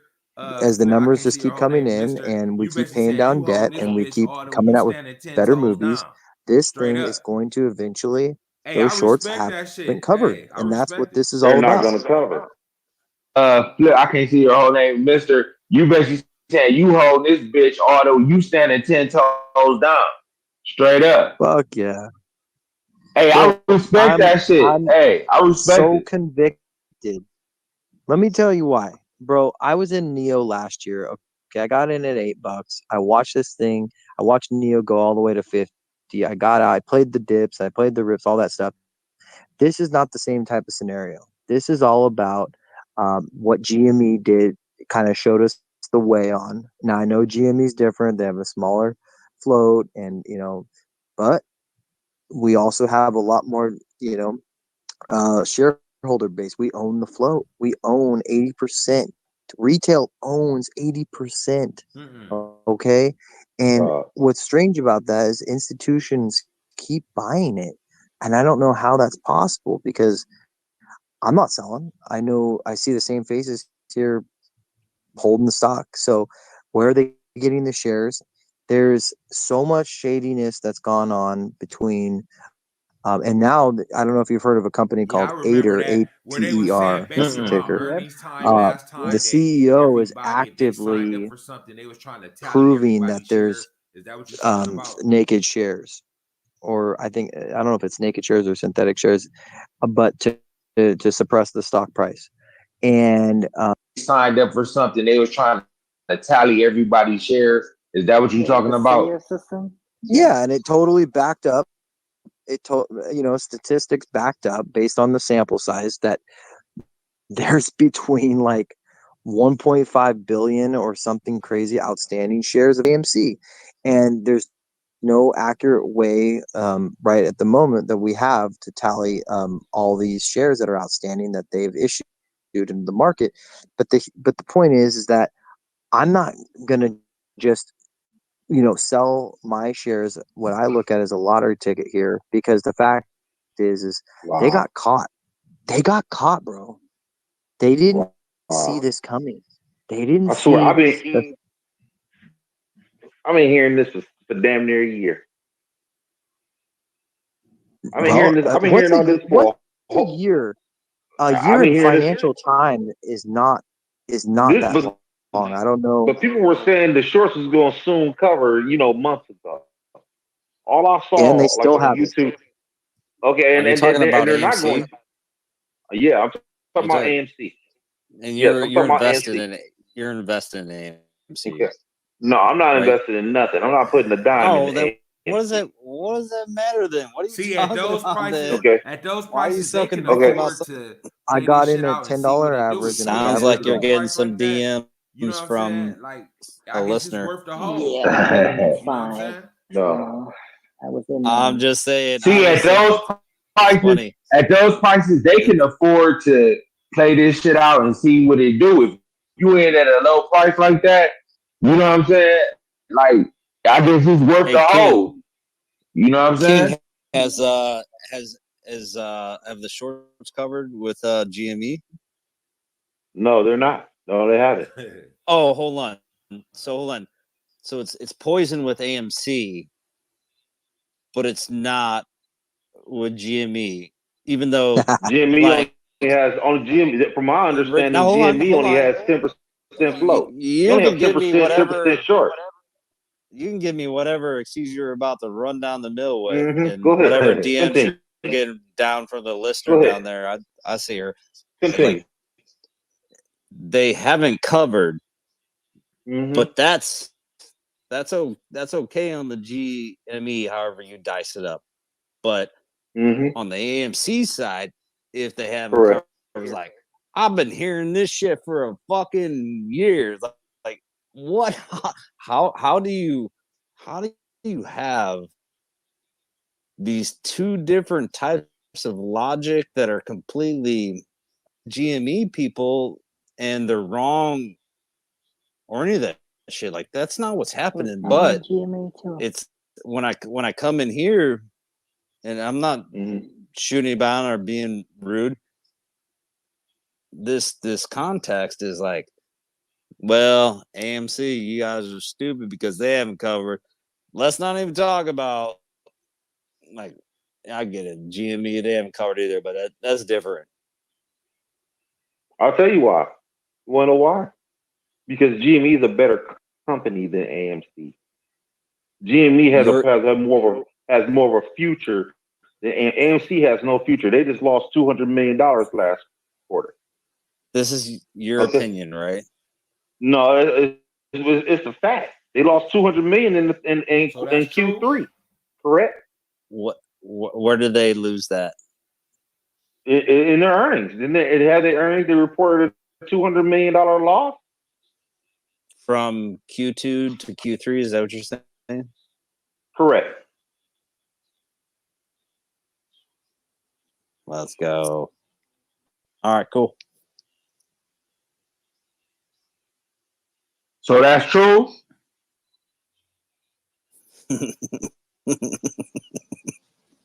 That's all. I've been hearing it for a year, and I'm not invested in AMC, and the shorts haven't covered in GME, and that's okay. But a X dollar amount that is thrown out there to say from Q2 to Q3 is X, that is incorrect. And that's like what they've lost. What did they lose? What did they lose? Did they lose? Did they have a loss? Yeah or not? Are you saying has AMC had a loss from Q2 to Correct. Q3? Correct. Based upon like which analytics? Like which analytics are you referring to? Because like on a balance sheet, I'm referring to the earnings. This is Is AMC the only thing you trading, Josh? Is AMC the only stock you trade? Go ahead, Josh. What you saying? What else you? Go ahead, like? Man. I'm just kind of like taking this in, and I love it. Actually, I love it. I love how that's cool. This conversation, how it evolves and how it changes. But and see, you know the thing that I think I brought up kind of doing it this sending people balance sheets. But see, look, is AMC the only thing you trade, Josh? Is AMC the talk about that because I don't pump other stocks like I don't. But see, you know the thing I think that's kind of doing a disservice. See, but see, look what I'm about to say to you, Josh. Like I don't know if you agree or disagree. Like, okay, you saying you got other stuff. So say the other eights that might just be all in on AMC. You sound like a smart trader. So say you got whatever you got at AMC out your portfolio, but you got other stuff in there. So say if the AMC don't go out the way that you think it's gonna go out, it seems like you done hedged yourself other places. It seems like a lot of times the traders is just saying AMC. But if you doing the only thing I talk about though, That's just it. Like, But if you doing other stuff, plays. but think you got a lot of new novice traders in this AMC trade who might think AMC is the only thing. But you seem like you savvy enough to know, okay, I'm playing AMC, but I got other shit going on. See, I think that's doing a disservice to the other traders. Am I right or wrong, Josh? Let me know. Well, I mean, that depends. Like when you talk Everybody about can be rich. new traders, and if they got into AMC as a play, if they're a new trader, is always hit or miss as it is. I mean, it's investing.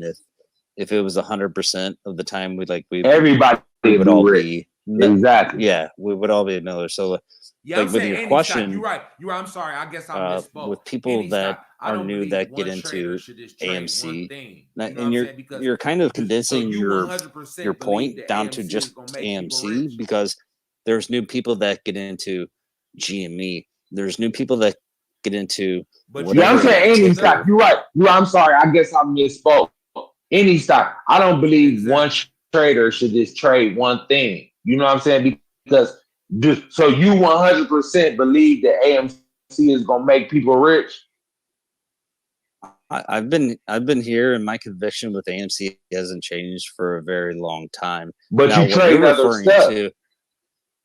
What you're referring to is diversifying a portfolio to manage and reduce risk, and that's what people do when they say, "Hey, a hedge fund A," or "Here's my IRA," or "My IRA Roth." Like they use this money and they put it in different sectors, whether it's volatile or less volatile based upon the risk, to say, okay, I'm going to accept this risk management forward. It's like, it's like fundamental basis. So like I play you saying you up things the way that I do with AMC. That's all I talk about, man. That's it. And I got in here and I'm fucking to the moon as it is. Basically, I could have sold when it went fucking way up. I've been holding since it is down. I haven't sold my position because I believe in this movement, not just this movement based upon a dollar amount, because I respect the amount of information, the transfer of information, and the amount of people that are learning so much about stocks trading that they don't just go to an individual or a fund and say, "Here's my $100, go invest it." People are now taking that money and they're doing it themselves. And you know what? The cool thing I respect the fuck out of that. On a fundamental basis, they've learned how to read charts, is that what you saying? what to look for, how to even screen stocks, I agree with you. how to find whatever the fuck they want to do. Like that's true. It's not just about true. Oh yeah, their stocks. Is that what you saying? That's what it's saying. And you know, it's a lot of lessons to be learned. I agree with you on that, teach bro. your kids, man. This is bigger than just a fucking couple tickers. That's true. People like I agree with you on that, bro. Yeah, people focus on just these tickers. Like, hey, my conviction is my conviction, and that's me. And you know what? No one can fucking judge me for that or say anything about that. That's my conviction. In regards, in regards to the information that is getting transferred, that's way bigger than what anybody thinks. Like, hey, you think AMC is doing this? Like, motherfuckers, and I mean that with all respect. Like, this is so much bigger than that. A ticker, but think overall, look, say you an AMC trader, I'm a Lucid trader, or I'm a Tesla trader. We all about the same thing, creating generational wealth and creating our own shit. That's why I don't give a fuck. That's why. Yes. That's why this whole platform is open. Even though I don't say or trade That's why Nike people. or whatever the fuck I'm Yes. all doing the same Look, thing. look. That's And we can to learn be from able each to other, change bro. life where That's why our this shit is kids or our family don't gotta work for nobody else. We trying to do that. So regardless if I'm trading AMC or trading Nike or whatever the fuck I'm trading, we all doing the same thing, and we can learn from each other, bro. That's That's completely why fair. this shit is open. I just don't. I don't. I just don't open. I can talk learn about from you, other Josh. You tickers. might can Just learn from me. like And with being in anybody else who AMC want to talk. and for a long I'm a sponge, time, bro. I don't know everything. I just don't talk I about wanna other learn. plays. I want to But talk to traders. at the Whether end of the we day, agree yes, or disagree, as long as we everybody respect each other, we can leave and come back and educating learn from each other and You see just what I'm saying? transferring That's what this information. shit Like about. that's why the we way. started Yes, that's why this is open. whether I can we learn agree from on a you, ticker, Josh. you might You turn might me can on to learn from another me ticker. and Okay, anybody you else who want to disagree on AMC, talk. but we might I'm a agree on sponge, something bro. I else. don't know everything. That's why. I want to tell me learn. That's I about want to AMC? talk to the You do traders. your due Whether diligence. we You agree might or know about some disagree, other as shit long as that's we way better respect to each me. other, we can You see leave what I'm and come saying? back and learn from each other. You see what I'm saying? That's what this shit about. That's why we started this shit. So whether we agree No, on I'm a not gonna say ticker, that. you might turn me on to another ticker. Okay, me and you disagree on AMC, but we might agree on something else. That's why. Why just tell me only about AMC? You do your due diligence. You might know about some other shit that's way better to He doesn't me. give a fuck You about see no what I'm other ticker saying? but AMC. That's not true. That's You just actually not true. completely shows your level of, and this is how shit gets completely twisted because, and no offense, I'm gonna say this, I'm gonna hit you right between the eyes. This is how shit gets really misconstrued, and people spread misinformation like yourself and what you just said.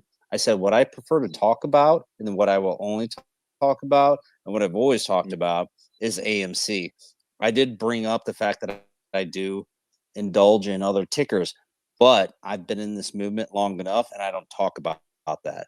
But when you say that kind of stuff and that's misinformation, and you've got people down here that record, kid, especially, I'm not calling you out, and then you guys like twist information, exactly what you just did, man.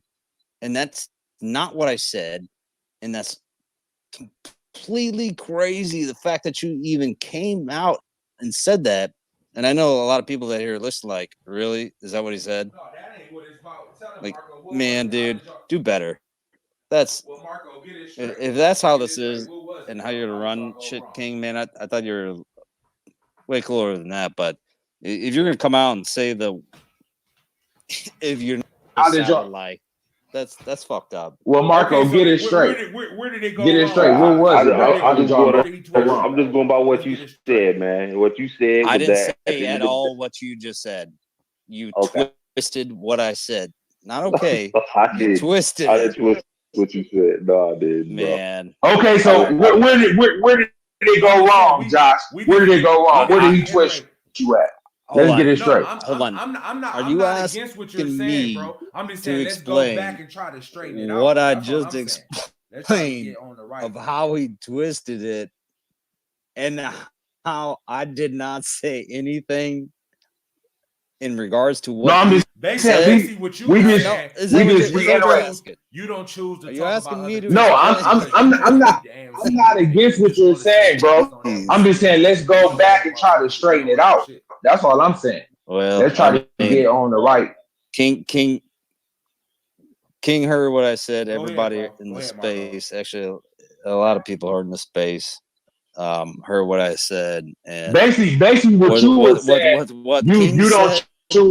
don't choose to talk about other tickers because you trying to keep the AMC movement. You just want to stay focused on Hey that one man, thing, and you don't want motherfuckers to be on other shit. you let King explore. Like I appreciate the dialogue. Like That this recording is is a twisting thing, narratives. That ain't man. cool. I've been cool with everybody here, No, and just talking. So that's how this is, and people are just trying to record stuff and just like twist the narrative. Go ahead, Marco. I'm cool. No, I'll go roll. that recording is I'll twisting go. narratives. That ain't cool. Yeah, I'll go rolling No, somewhere else, man. I was just trying to help talk, be cool. So, hope y'all have a good night. Hey, there it is. Go ahead, Marco. Hey, at the end of the day, my thing is that this dude only thing he cares about is AMC. That's pretty much what I got out of that. He said I'll spend some time on some stocks, and at the end of the day, I'm really more concerned about the movement. Well, what is the movement? What is this movement about? That's what I really want to know. Can somebody please explain to me what this movement is about? I hope it ain't about taking down the hedge funds still. That's what I want to know. Is this movement about taking down the hedge funds, or what is this movement about? And when are you motherfuckers gonna sell? It's about exposing the injustice in the financial market that's been taken. Use that opportunity, and some speculate using government bailout money or financial assistant money to double down to short American companies into oblivion so they couldn't even stay afloat. That is absolutely, I almost consider it treasonous as an American personally. Now, I know that sounds crazy, but when you're actually doing the DD on this thing and you realize what actually took place here, it's sickening. Dude, they went ahead and tried to do this. And what happened was, in the middle of a pandemic, we had time on our hands and nothing better to do. These GameStop early investors are the ones that really are responsible for it, exposing it. Roaring Kitty, he's a hero in my book. By buying and holding, they couldn't get the company down to the point where it would bankrupt, and they could make off with all this money tax free, and they got caught. And then the movement grew because people heard about it, and then it started to make media exposure, and then it just has gotten stronger and stronger. And now what you have on your hands is exposure to other shit that's gone on, nefarious stuff, such as dark pool abuse and other major. And it started with GameStop. It's evolved into AMC, and now other companies will probably follow suit. And this is what is the result of their bullshit that they were doing to us retail investors. And yes, it is about bankrupting the hedge funds, whether you want to hear that or not. These are criminals. I mean, these are people that have taken advantage of loopholes in the system as bad as worse than the mortgage crisis in a way. I mean, what they're doing. So you need to, I don't know if you need to speak on this until you really do some more DD, because this is historic, bro. I don't know if you know about,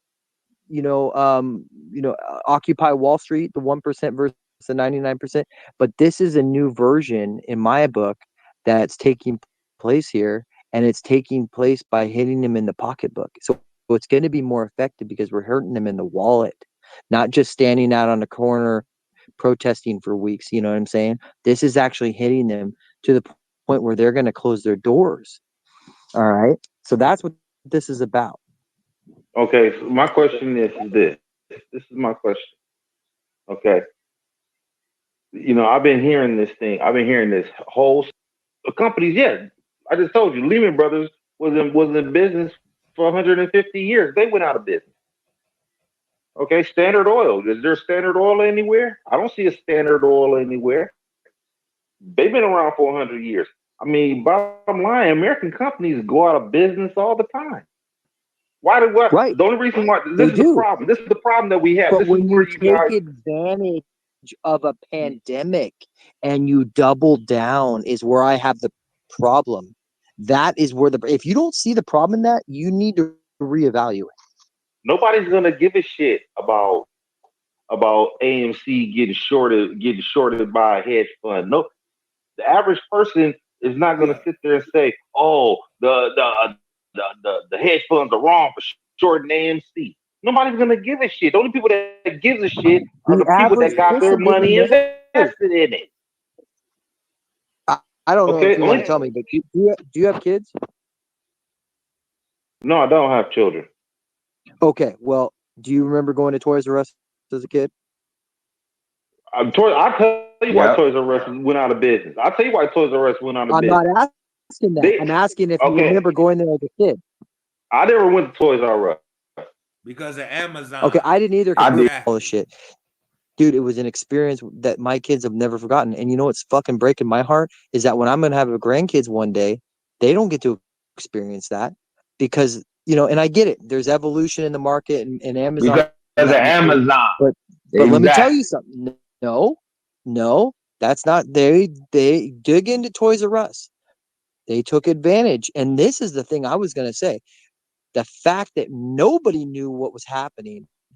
If we were all told, hey, you might want to try to help Toys R Us out, like maybe, GoFundMe or whatever it may be, buy the stock up, I would have been about it personally. And I think a lot of other Americans would have been about it too. If we even knew, I had no knowledge of it. And then all of a sudden one day, poof, it's gone. And so I guess my point is answer me this question, Mr. Philip. Answer me this question. All those toys that was in Toys R Us, where were those toys made in? Some are made in China. Some China. are made in the US.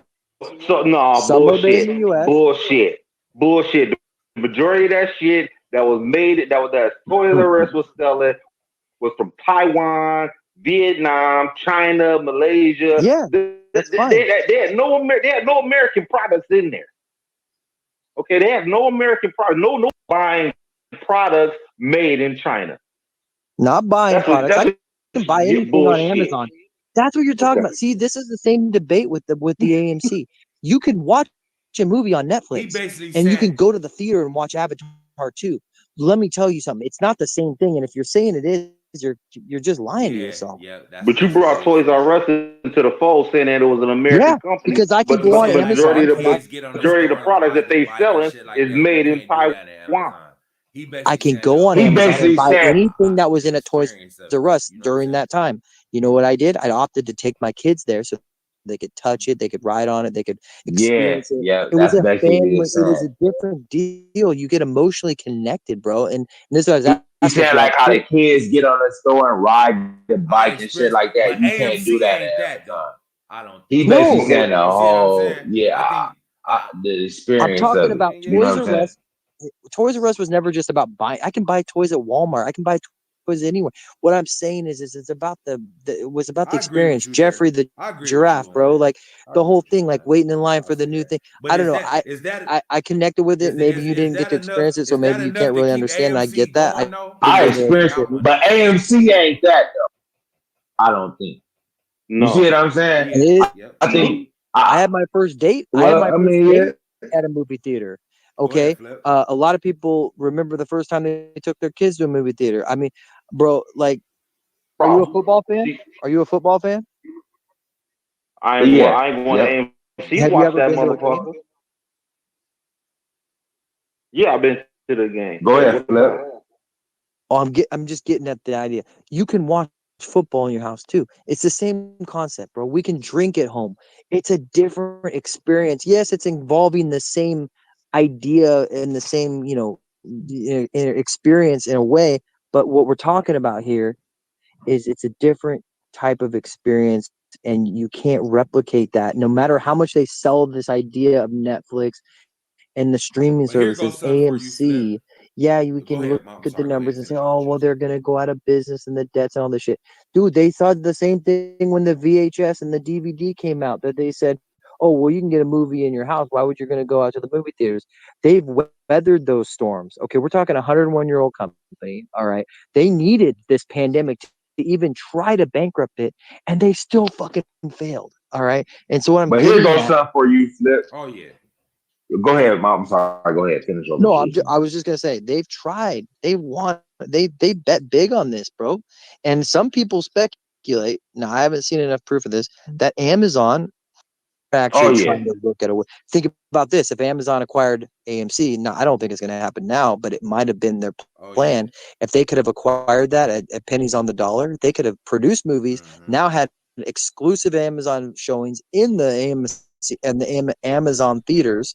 Okay, a lot of people don't realize, Amazon's acquired a lot of companies. They own Whole Foods. They own a lot of other companies. Oh They yeah. don't necessarily change the names, but they still own them. And so they may have had other plans. We don't know. This is speculation, but I'm getting at is that somebody behind the scenes has worked very hard to try to make AMC look like shit, and specifically AMC, because you never see this media, this negative media about Cinemark. You don't see it about Regal. You don't see it about any of the other competing theaters. Why is that? It's really fucking odd. So my But notes see that smell something that stinks. And what I think is that they got caught trying to take advantage, and they got caught, and now they're trying to get themselves out of this jam. So tell me No matter this. how Here they goes can do something it, for you, whether Flip, it's that put I out want to bad know. press, Because I whether see they can that say you're Adam Aaron's intelligent, man. selling, Okay, everybody you needs saying to. that But bro, that the fact is a good business. That's is what that you pretty movies much are saying. so no. basically You believe that the economy is on the way so down, tell in me your this. personal Here opinion. goes something for you, Do you Flip, that think I that's want to know. do you think we heading Because somewhere I good? see that you're intelligent, man. It's going Okay, down, you right? saying that the Because movie food is business going up is a high as good fuck, right? business. That's what you pretty And, much and, and, saying. Okay, okay, do you so believe when that it the comes down to economy the is on the point way down, in where your personal would you opinion? rather try to buy this high Do you ass think food that, for Flip? your Do you family think Yeah, we or heading go to the somewhere yeah, good? movies? Which one you gonna yeah, pick? totally, dude. It's going down, right? Hell yeah. Because food is going up high as fuck, right? Inflation's a And, motherfucker. okay, so when it comes down to the point where would you rather try to buy this high ass food for your family or go to the movies? Which one you gonna pick? Look in history. Well, this is not going to be the first recession if we do go to recession. Look back in 2008. You got a Go 30-year back then. high, You bro. Go might be back to right. I the mean, I'm That not saying 30-year I'm 1920s. high. wrong. That's why I like We're having these talking about conversations. a movie I theater. believe that People still find money to have fun. It's crazy. I know.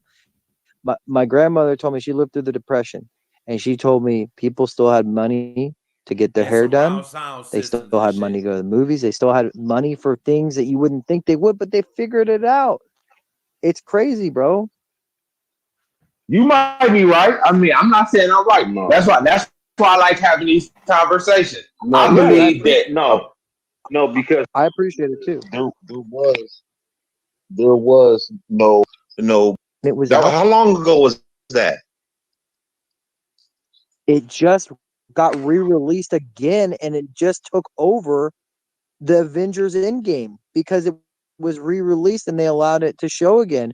And it's gonna, bro. I'm telling you, it's an experience. It's about experience, and that's what we have to. You have to get your mind past the idea of where you think technology is going to put things out of business. I get it. Like the electric car, that's something else. You know, that's changing the game. All right, I get that.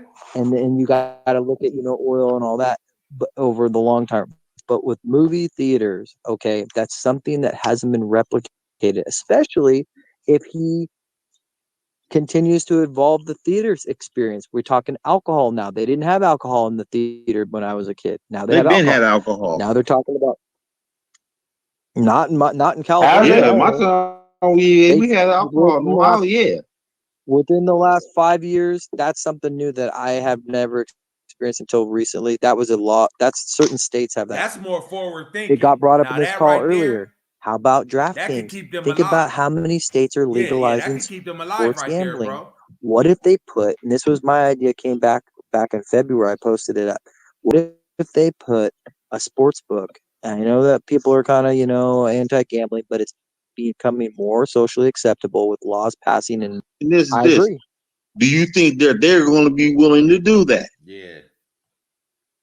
Well, I mean, I think it's kind of like the alcohol Damn thing. near It be was legal. taboo originally, bro. I'm coming from the That's generation true.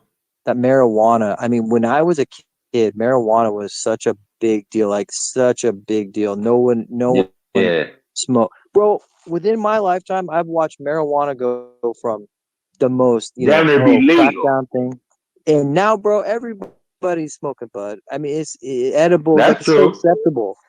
So I'm just getting at the fact that, what we see now, I think gambling in the next 10 years, sports gambling, is because we all have phones. We can all, I mean, I personally have DraftKings. I play with my buddies. You know, we do, you know, we do fantasy football. We do a lot of things.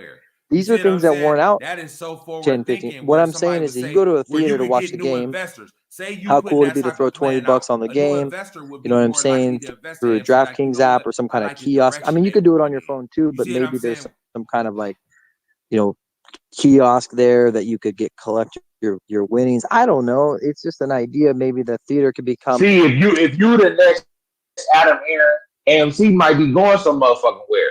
You see what I'm saying? That is so forward thinking. Where somebody would say, where you could get new investors. Say you putting that type of plan out, a new investor would be more.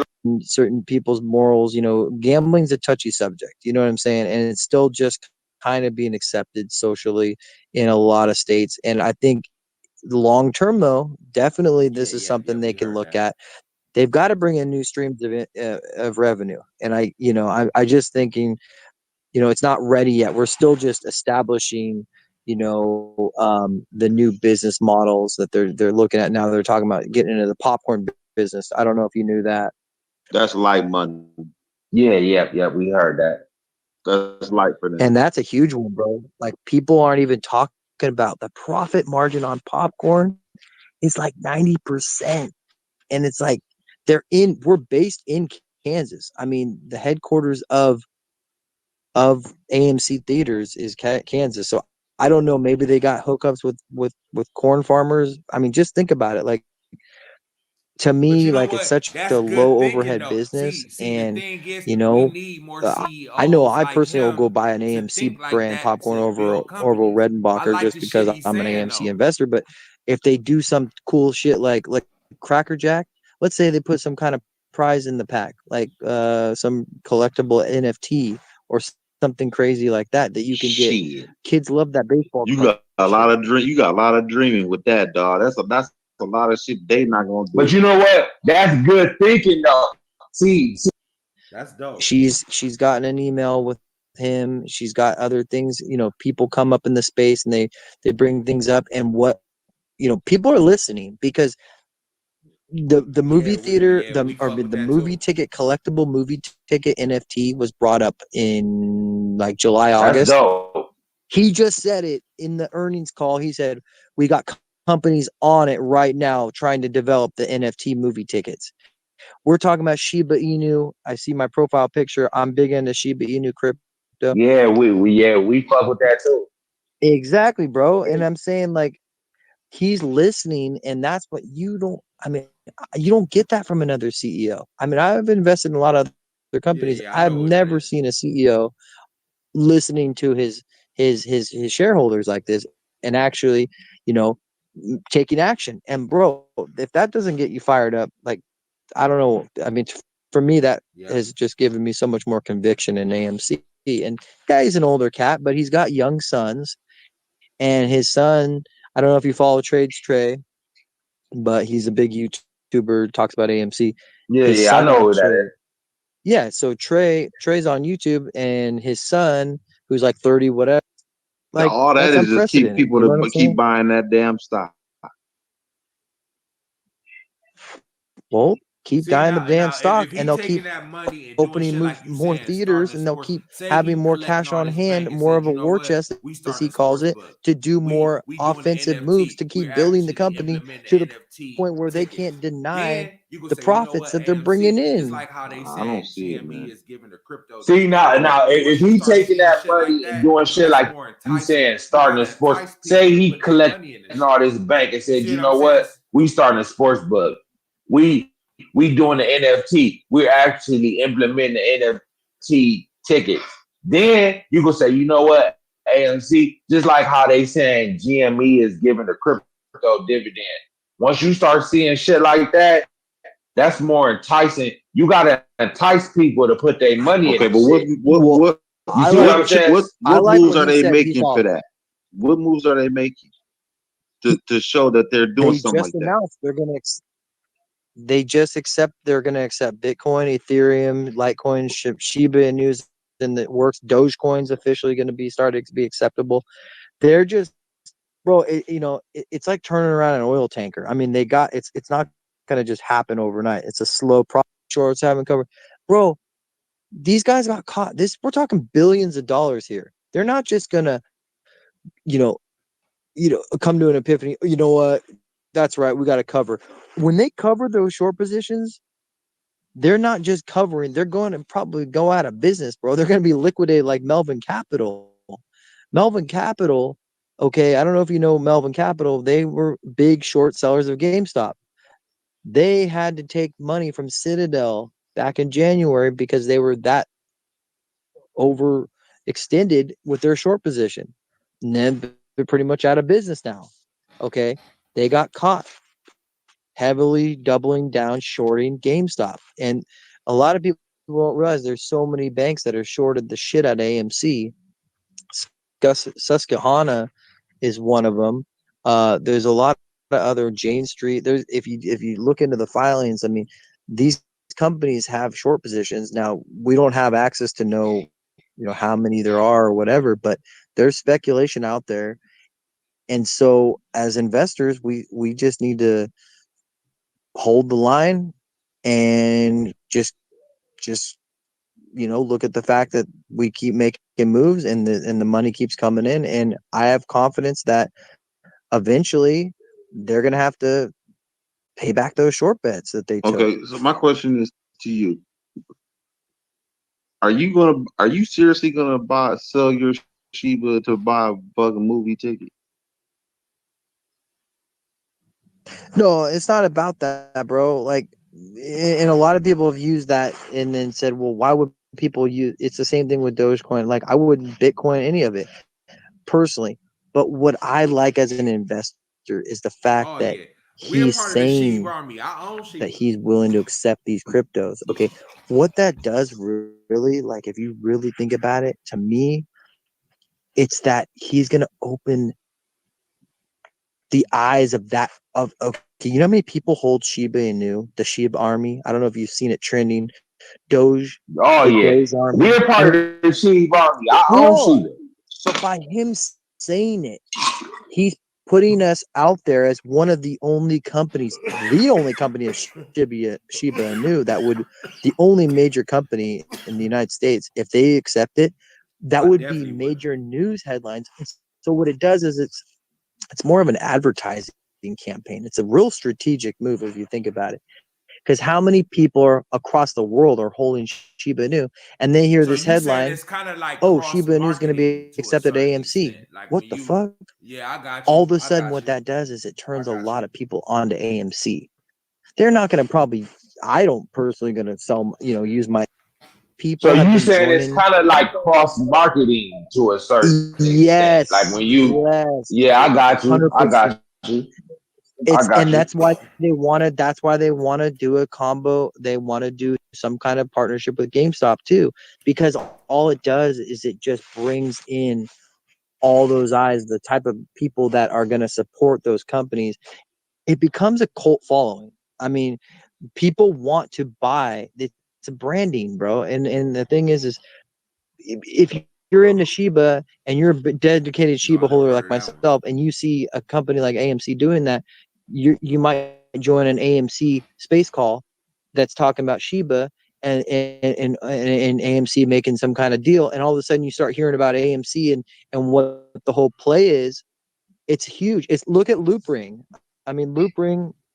I don't know if you heard about Loopring crypto, but I never heard of that one. Some DD put out about Loopring and GameStop, and that they're all of a sudden. Is it a coincidence? I think not. Loopring price is shooting up right after this announcement, this uncovered information about them having some kind of partnership with GameStop. And so it's all intertwined, bro. Like they're cross marketing AMC with Shiba, Doge, the crypto. They're how we was asking Josh. I want to ask you this question. What do you think of people saying, I only want to trade AMC, nothing else? See, you seem like you got a little diversity about yourself. So if a young trader was coming up to you saying, hey, Josh, I got a little bit of money. Should I just go all in on AMC or should I diversify myself? What would you tell them? Well, I mean, personally, like when I was in January, when I got my first shares of AMC, I was January 27th or 25th. It was at 5, and then I averaged up. I'm averaged at $10 a share, and I've been holding and averaging up since. But at that time, it was like 100% portfolio of mine. I was all about AMC 100%. Oh You know, yeah, GameStop that was in was the a dollar. the That bitch went up. 300s, I was the one to catch 400s, bro. I product at mean, a dollar, man. That I bitch went couldn't up to touch it three, at four that point. dollars, You know what man. I'm saying? Yeah, I feel you, but go ahead, go ahead. But now that the price of AMC has gone into 40s and it shot all the way to 70, came back down a little bit. But the thing is for me, like I still make little hustles here and there. I make little plays. I get on little, prog or whatever it may be ticker to make a quick buck that I'm Oh trying to yeah, use. But I that try was to a make those dollar. plays. That bitch went up. I was one to catch Pog at a dollar, man. That bitch went up to $3-4, man. Yeah, I feel you, but go ahead. Yeah, Go and ahead. same with Shiba, bro. Like I'll play. Okay, I was day trading Bitcoin on Coinbase way back in the day, right? And bro, I got out of it for a couple months. I don't know what happened to me. I got tied up, distracted, and every day I wake up, bro, and I see that 60,000, whatever, 65,000 Bitcoin. I just kick myself because if I would have just held the coins, the little bit of coins I had, I'd be well over, multimillionaire because I was in it on it early. And I'm not saying AMC is gonna, that high, but I don't, no one knows. And the thing is I don't want to be in on this thing and go, you know what? I'm like that Review Dork YouTuber. I don't know if you heard about him, but Yeah, I heard about it. he got called out hardcore for the last couple of days because he put it out. He's like, why don't you guys sell and buy back in and get more shares and all this bullshit? And like, people are listening to that shit. And the thing is we need to shut that kind of shit down, in my opinion, because the whole thing is mainly just for the fact that I don't want a homie that's been holding this thing for 11 months to wake up one morning and go, oh my God, it's in the thousands, and thinking they could buy in on a dip, and they sold their shares to try to buy in lower, and then the squeeze starts and they're in and they can't even get in. You know what I'm saying? And I know it's not normally how we think as an investor. We diamond hand, we're holding But for see, this thing, if you you know what I was mean? And catching we're not Bitcoin at sure when it's going to $500, happen, but you it's was going to happen early when into you the least party of some expect it. You can shit that bet was that. about to take And I over. don't want to The wake new up just wave like of I do with basically Bitcoin every day thinking, fuck, dude, I missed my my one shot. You know what I mean?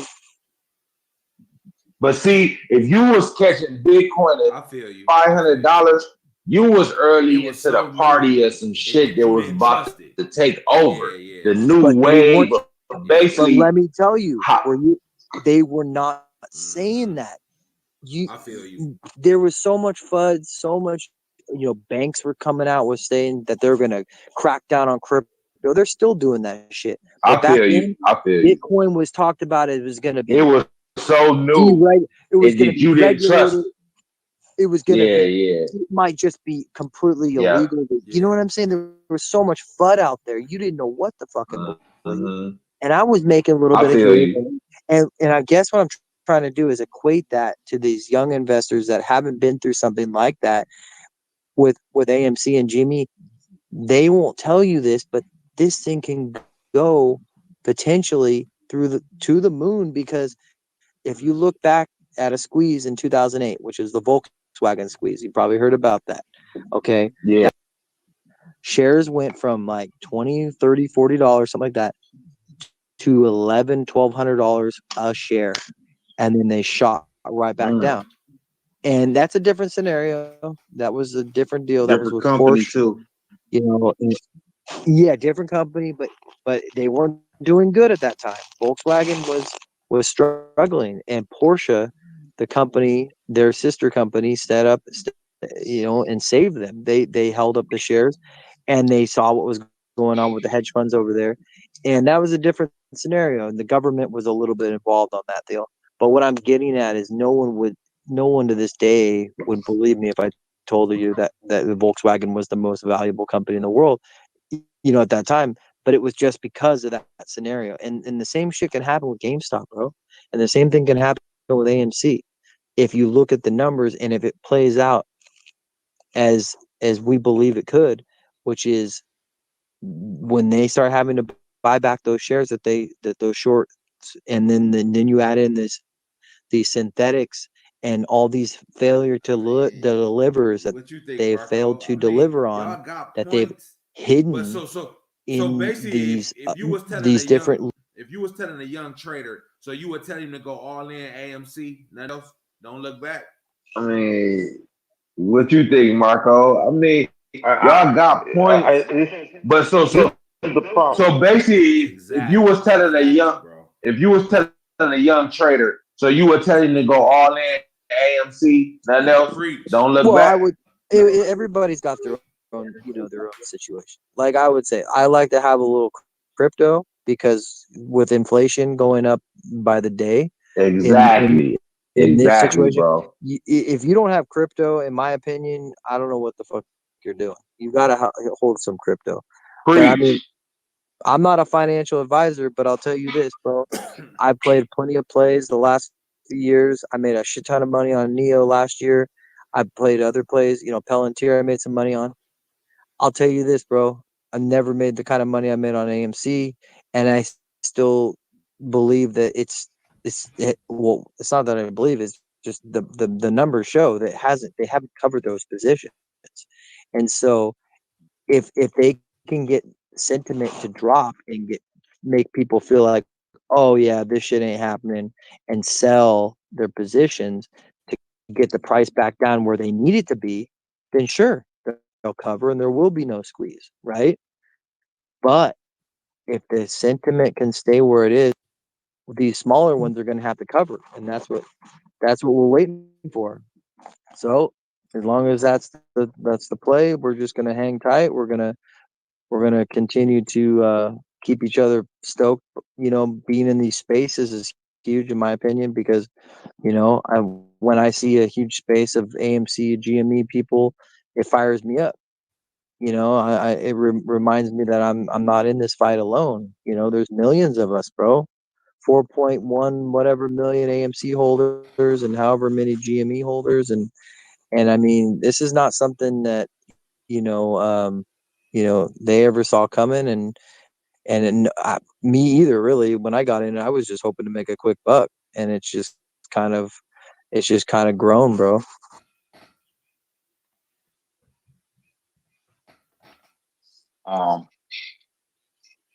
It took off in May.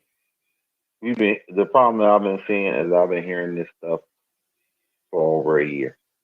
All this stuff, all these points that you made, and all these would be valid points.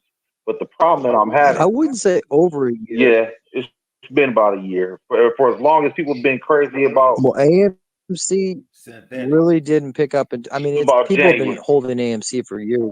But okay, it took off in May. Okay, but people were talking about this thing that people on all that stuff came along as time. Okay, the synthetic shares. All this news came along the way. Okay, so I will say that for you. But the problem that I'm having here is that I don't know any other company that has so much manipulation right now. You can't bring me another company. You can't bring me not one other company that's being traded on the stock market that has so much bullshit in between all this shit. Not one company. No, I could show you right now, bro. I just took a screenshot like 2 days ago. Yeah, it's insane.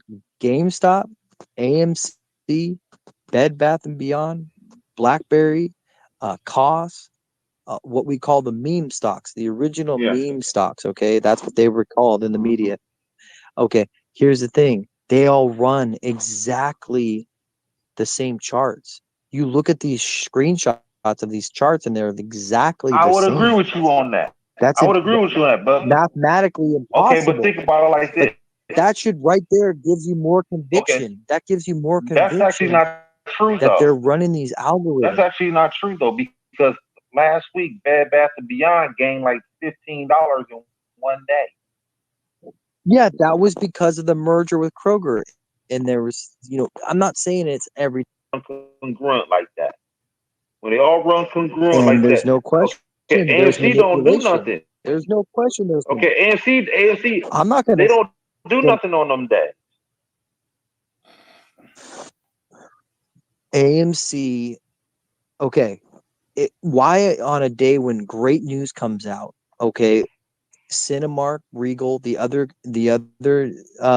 competing businesses in the same market go up, and AMC's down. Why is that? You're right, manipulation. I'm not denying this is a very manipulated stock, and that's what they're doing. They do this. There's a lot of people that try to play options. There's a lot of people that try to do these option calls. Well, personally, I don't fuck with that because they ain't making to the money. They ain't getting to the money on that. That's how the market makers are continuing to use that to their advantage. If you notice today, what did we close at? 40 on the nose. Do you think that's a coincidence on a Friday? I don't know. I don't know if it's a coincidence. It could be. I don't play options. I think if that would have ended at 40.01, then there's options would have ended in the money, and it's basically betting. It's gambling, and the market makers know how to use their manipulation. Think about what you just said right there. Think about it. It was 1 penny away from the money. And would you be frustrated if you had options on that? That's why we don't fuck with options. That's why options are one way I could see this actually being their one way out of this situation they found themselves in. And that's why everybody I talk to, we hold shares. You know, everybody advocates to buy and hold, buy shares, by holding those shares. They can't keep collecting on premiums and things like that. When you buy these options and they expire out of the money, you're fucked. Okay, but think about it like that. Think about it like that, man. Bro. I don't want to be invested in a company where I'm 1 penny away from the money. They so crooked that they say, "Hey, we gonna fuck with y'all motherfucking brain. We gonna push this bitch to $40 and anything over $40 you in the money." Right. And at the end of the day, they didn't get to the money. They lost out on the money. They on their ass. That's what he's thinking. They on their ass. They scared. So they trying all type of tactics. Bro, look at the news media. Look at the articles that come out after a positive earnings call. It's absolutely sickening that they try to spin this shit and try to pull a negative out of a positive every time. It's not by accident. There's these stock bashers are putting out these hit pieces to try to keep driving the price down to change sentiment, and it's not working. They've done everything they can, and eventually this is what we're feeling, is that they're going to have to give in. But until then, they're going to do think about this. Somebody told me this: when someone's going to the electric chair, do they just run there? Do they just run to the electric chair?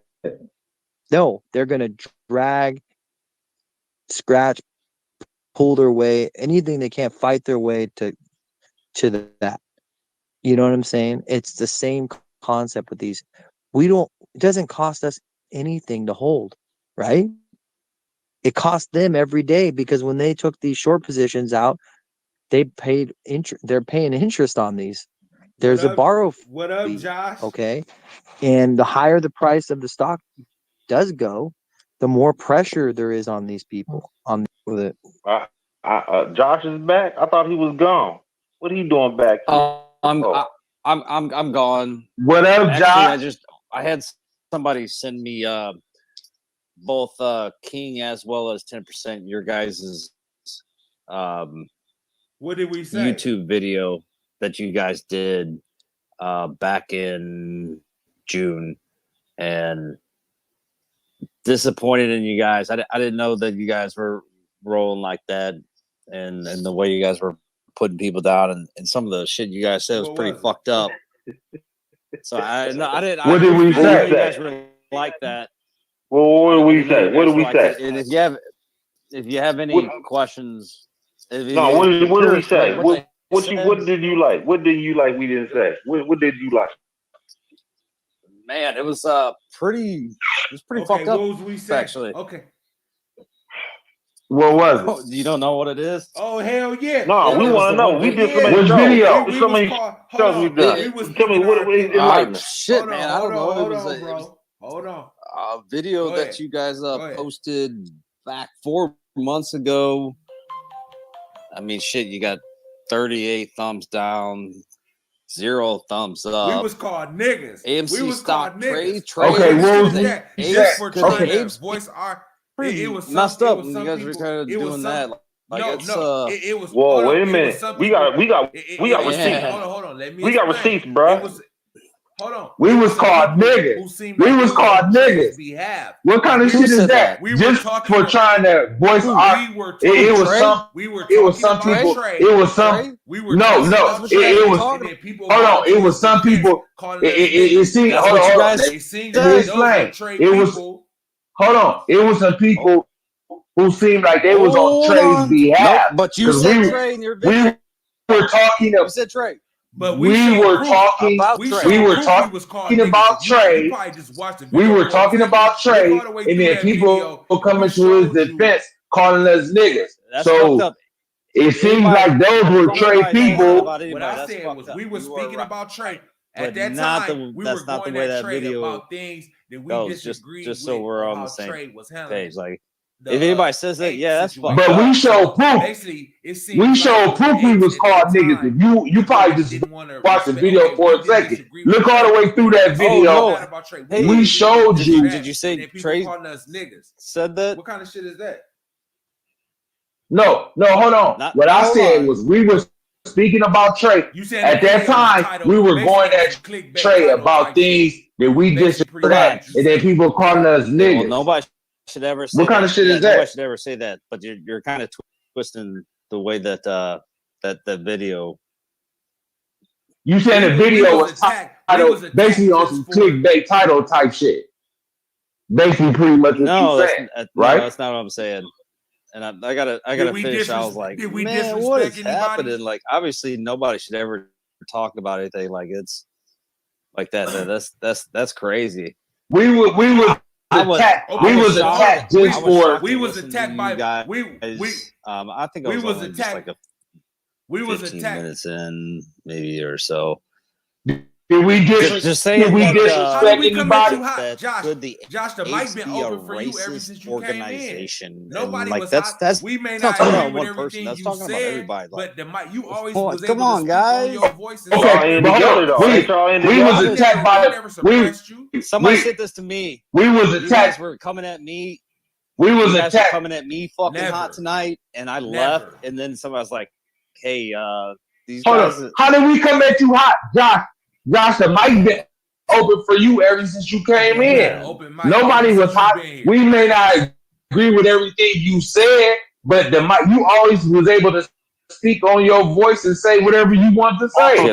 We never. You didn't disrespect us. Fair enough, brother. And we don't. You had an open mic every since you.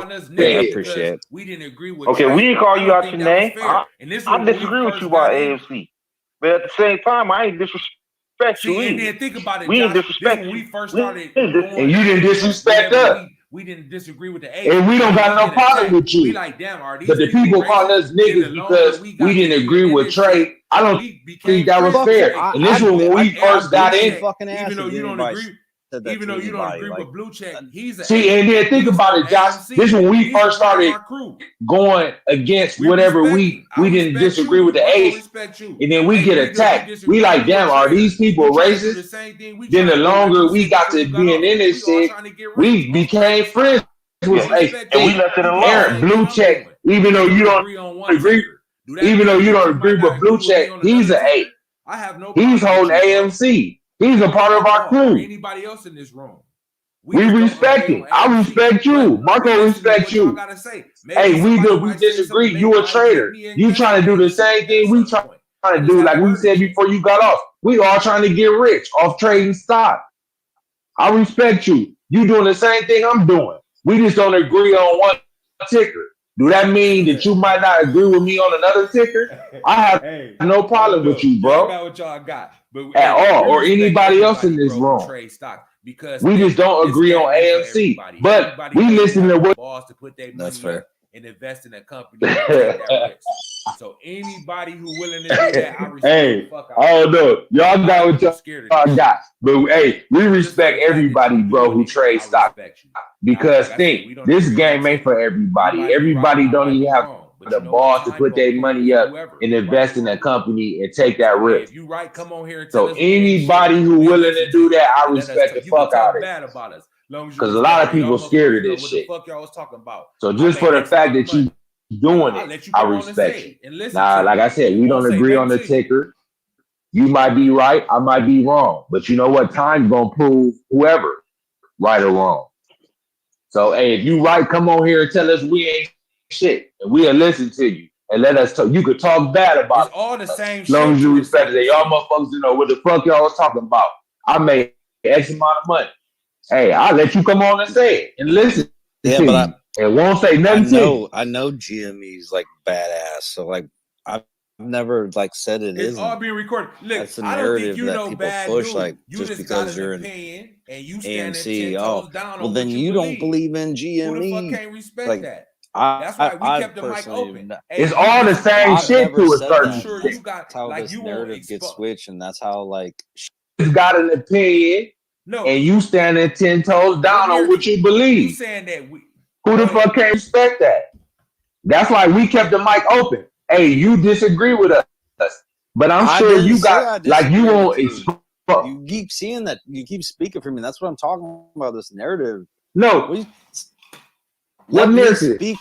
You Let saying me that speak for go myself. ahead. No, Go hold on. ahead. I was saying. You keep saying, "Oh, you disagree with us." I didn't say I disagree with you Okay. guys It seemed like you or disagree. anybody. Because So on I certain don't shit, know look, how you that think keeps AMC is a becoming a good move. thing. You invested. You think A it's lot of people, going you to the keep moon. speaking, We saying think what that it's I'm a little thinking. shady shit. Yeah, that's what I'm saying. You If I disagree with feel a us way, on that. ask me. Don't Now, I'm tell not saying you me disagree with us on everything, but as far what I'm as the AMC thinking. Because if I stance, did that you to you, believe be it's like, going "Hey, to the moon. motherfucker, We think it's kind of I." skeptical. We think it's kind of shady with That's the not how shit I that's going feel. on. It seems like you So, okay. disagree. Because Yeah. on certain shit, look, you think AMC is a good move, you invested, you think it's going to the That's moon. my opinion. We think that it's a little shady shit. Yeah, that's what I'm saying. You disagree with us on that.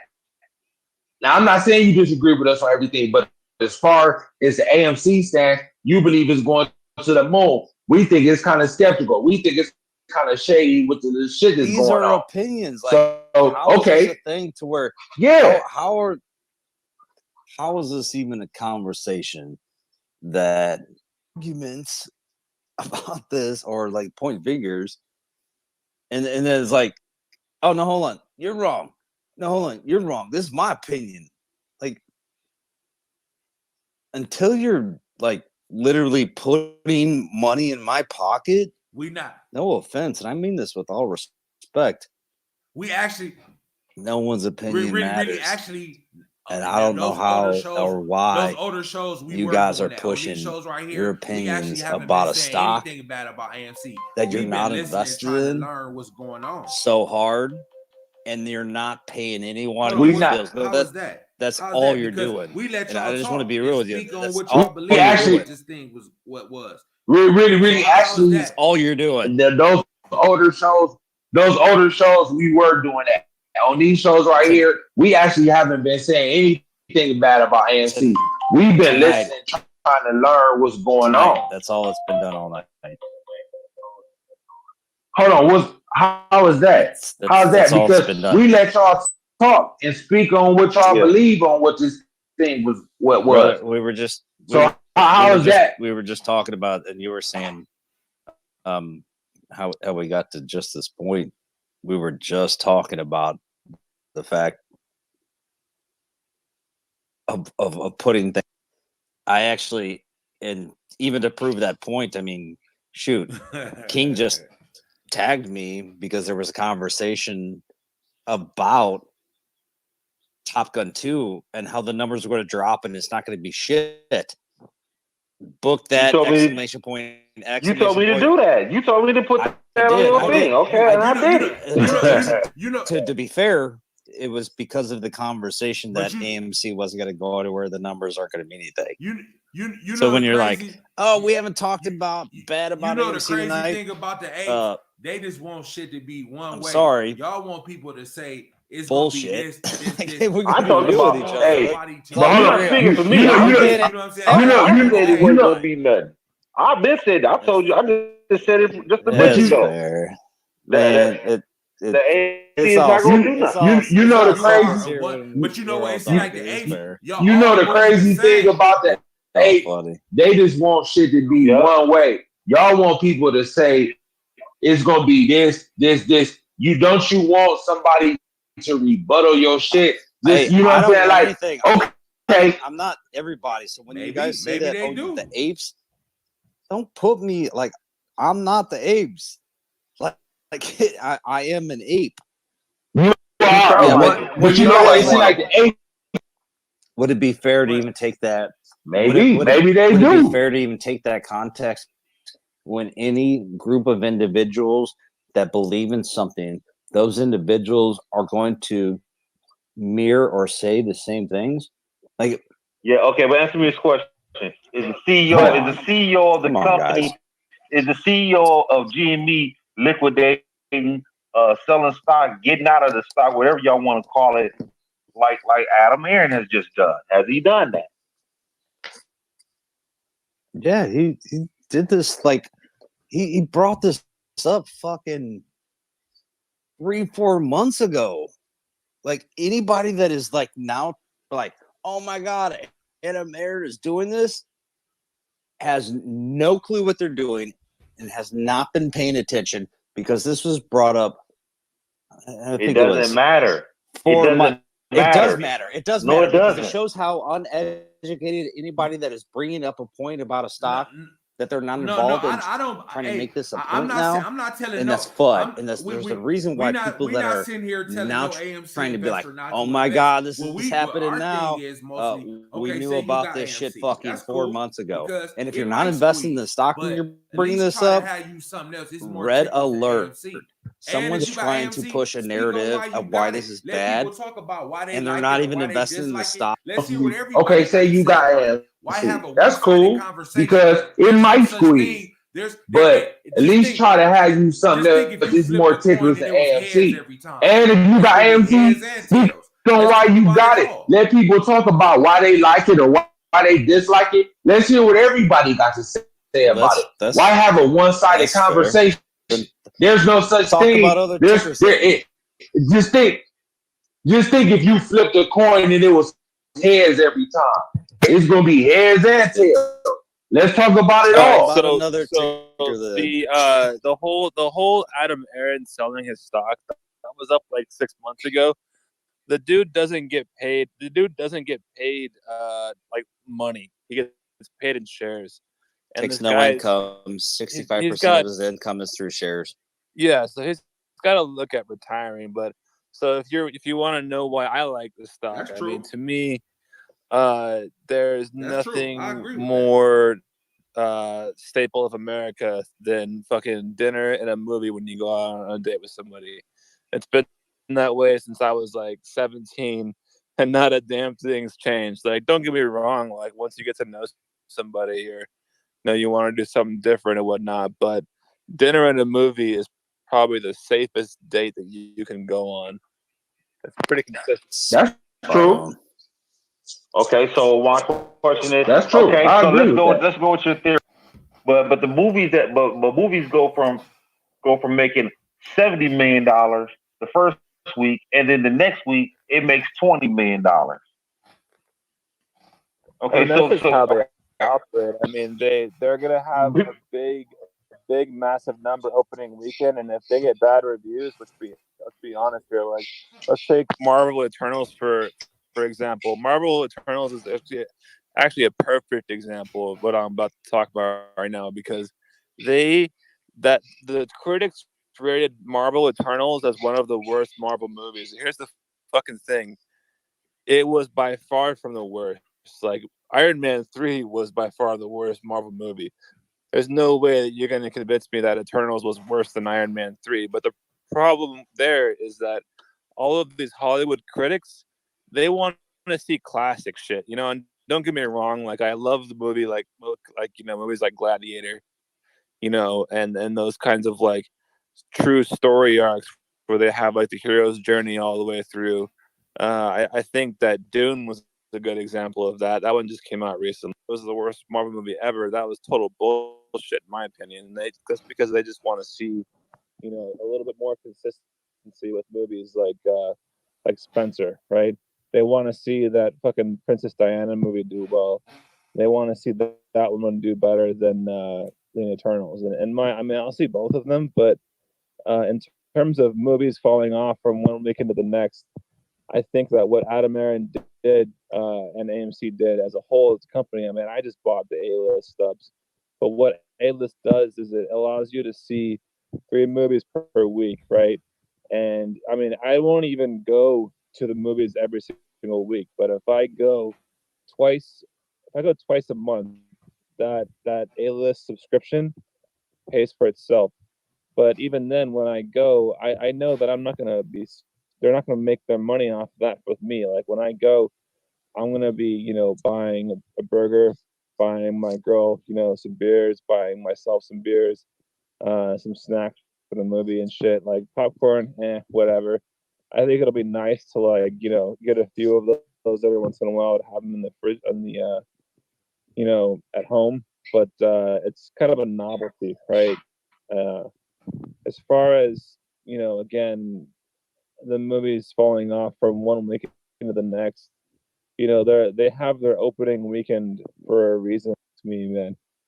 But you know, every movies are going to have their fans, but that's the whole point of keeping, you know, the theater going is to have a new movie, you know, every week, every other week. Take The Matrix, for example. When The Matrix comes out in December, I'll probably see it at least twice, right? And it's just, you know, numbers are gonna fall. That's what happens. Like I mean, he makes some they're good always points there. going You to don't think pop so, open. I don't think in the history of movies that there's ever been a movie that's like its third week was its best performing week. You know, it always tops off at the first week and then it kind of goes downhill.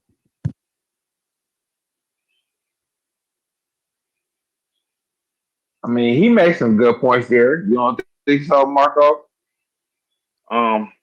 Look, even let's go. I understand that some of the movies ain't been that good, and they've been given bad reviews and everything. But at the end of the day, they shouldn't be falling off 40 and 50% from week 1 to week 2. Okay, if in order for AMC to survive and actually go to the next level and to where this stock is supposed to shoot up to 70, 80, 90 dollars, you know, your numbers has got to be a lot better than that. I believe that's okay. You can't just Nike big movies that have big budget. They're not gonna how. But his thing, say that again. His thing is they keep on coming out with a new movie every week, so they trying to keep the buzz going. I believe that. But they're not doing no numbers. Go ahead. What good is doing? What good is having a whole bunch of movies out if none of them is doing numbers? They falling off 50% from week 1 to week 2. What good is doing a movie then? Because if it's falling off, I guess he said, okay, say, go ahead. So, because let's say, for instance, these people put hundreds of millions of dollars in certain movies, like that movie Eternals from Marvel. Okay, they did $70 million last week. Okay, chances are they're probably gonna do less than 70 million this week. They're probably gonna do maybe 30. Especially if they got a bad review, correct? They got a bad review. So they're going from 70 to 30. These people put up, you know, $200-300 million for these projects. So they barely breaking even on that. They got to do $1 billion in order to get their money back. So is there going to be an Eternals 2 with this? they're a cash generating machine, but the money that the funding for these movies doesn't really come from AMC.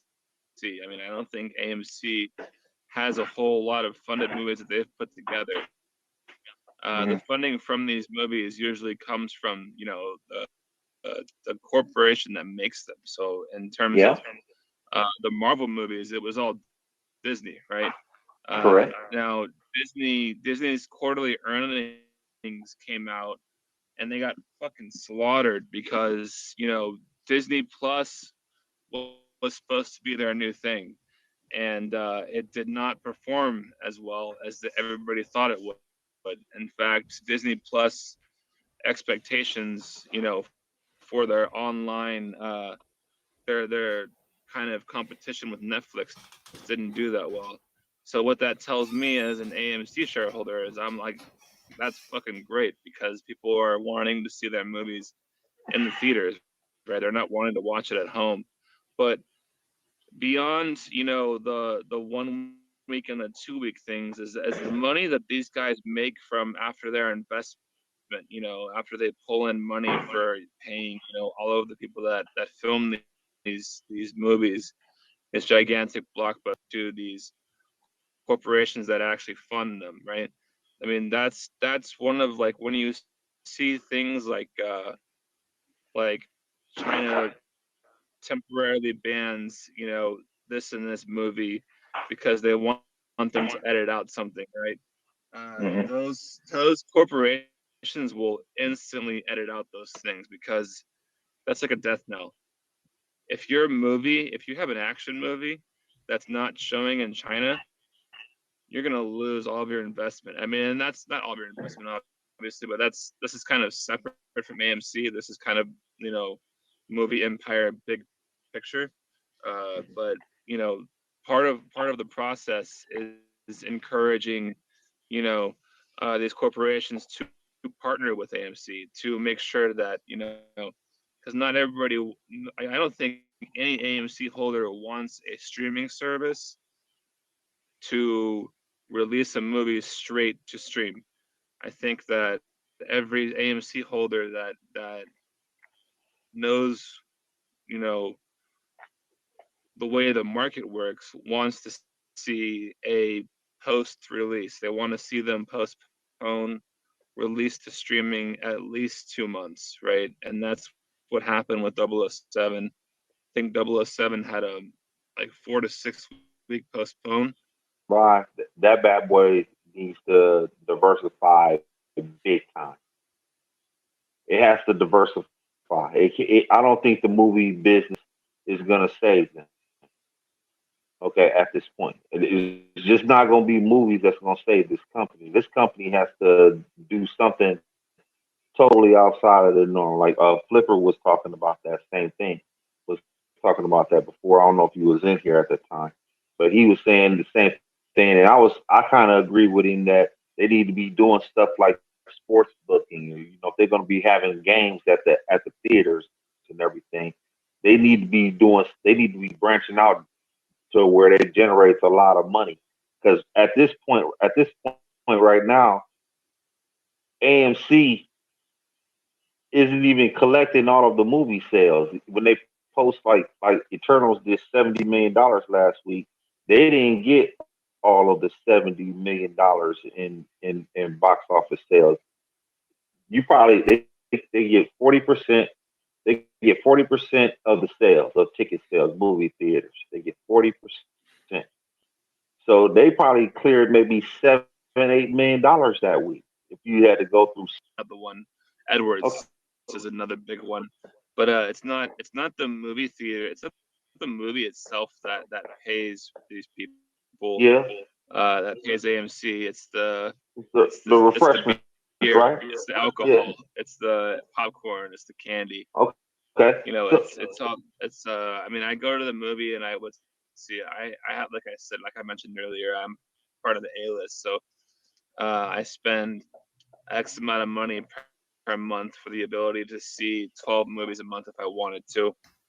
But in reality, I usually only go, you know, at the most, I would say half that. But when I do go, I spend more than 3 times the amount I pay for the ticket on the refreshments there. Yeah. Okay, so let's go with your theory. Let's go with that. Okay. Now when you see a 30% drop on a movie, okay, that's 30% in refreshments being sold too. Okay, because you ain't got as many people coming into the theaters to buy refreshments. So at the end of the day, you're still not making the money that you need to make. Even still, okay, you have to be able to. They have to be doing. To be honest with you, week 2 should have this release, but it's been tanking after the first week, and it's been tanking bad because I saw Dune, the movie Dune that came out. That thing dropped 49% from week 1 to week 2. You Yeah, know, I and was so very disappointed in the way that they handled, and this isn't just who's doing? Is that HBO Max? I I'm had not sure. HBO Max, and I was really like pissed off. I wasn't pissed off, but I mean I was kind of irritated by the fact that it's Chris Nolan, the guy that directed a lot of these bigger movies that everybody Yeah, loves, like Inception, right? yeah, He could not wait to break his contract with HBO and HBO Max and all of this because to him, he writes things that are meant for theater, right? These big kind of adventurous films, and he was pissed off that some of these movies, and I definitely shared, and I definitely agreed with him that when you make a big movie like that to synonymously release it to uh theaters at the same time, you're releasing it to streaming. A lot of like the big names that he's like, look, man, you guys had your fun, but the pandemic's over. It's time to, give me a month time frame to release these movies.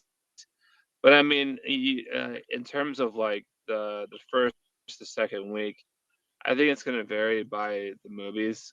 I mean, I if you want to like again, I'm like I haven't been excited about the Matrix 4 in a movie that I've been in a long time. I think I kind of grew up. I think like the Matrix was like one of the first R-rated movies I ever saw.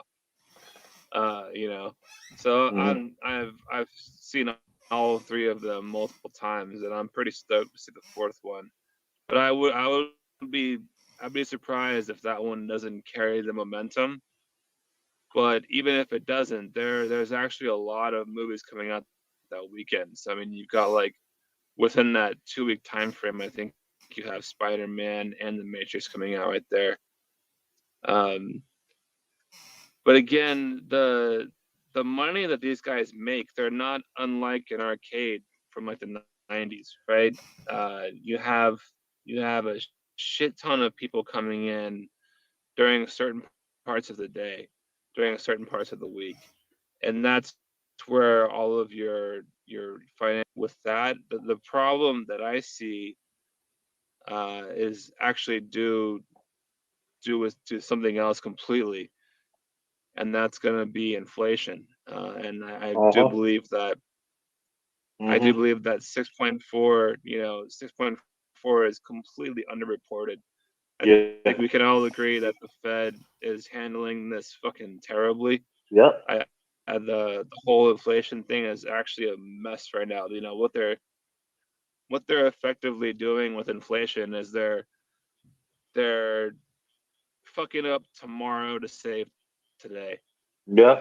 I And agree with you. you I know agree with you on that. that that could be a problem in the future. And uh, right now the economy is it's pretty messed up. But you know, part of the reason why Venezuela and some of these other countries, know, they go through these hyperinflation deals is they can't just up and start a war with another country. They can't just up and create, like World War II. Part of the, you guys are. I'm paramilitary myself, and I don't want to like warmonger or anything like that, or say that there is another war around the corner. But I will say that I won't be surprised if within the next 50 years there is another gigantic conflict. And I think it's going to be with the Chinese, because the Chinese have been causing a lot of problems for everybody. And kind of started with them buying up ports across the world, not just American ports, but African ports. Yeah.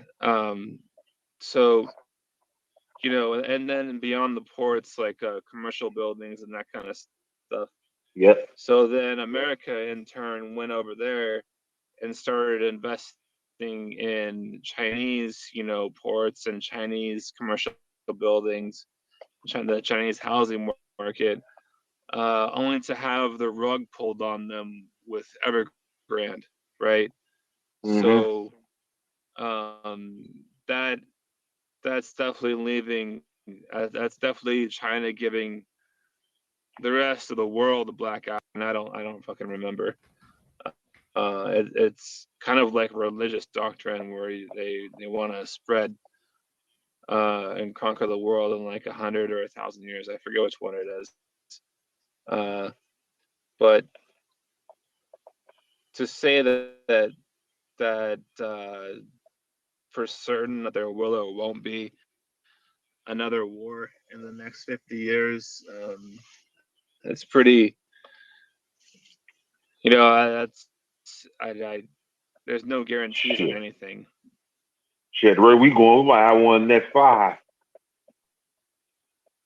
At the rate we going. Yeah, you're not wrong, man, because you're not wrong at all. And what's funny? Well, it's not funny, but I mean, if I was talking with my girl about this, and it's the principles have totally flip-flopped, and what I mean by that is America is capitalism, right? But at the first sign of struggle, we've kind of adopted some of these principles of communism, right? Not, I don't want to say handouts, but things like that, right? And it's even too big to fail. We're gonna let you fail, and it's kind of funny because here's the principles of China, who are built on communism, are adapting to capitalism in times of crisis, and here's America, times of crisis, adopting some communism into their way of dealing with things. Yeah. It's just kind of, it's funny how it's like the grass is always greener on the other side, so we might as well try that out for a little bit. And it's fucking scary, honestly, because like you never know when another country is just gonna say, oh well, yeah, we don't really value your dollar as much anymore. Like that's the fucking scary part. I mean, because that's how wars start. It's like your currency doesn't matter to us anymore. So it's like, okay, well, we need something from you, so we're gonna take it. And that's kind of been America's way of dealing with things for a very long time. And that was what started with Japan.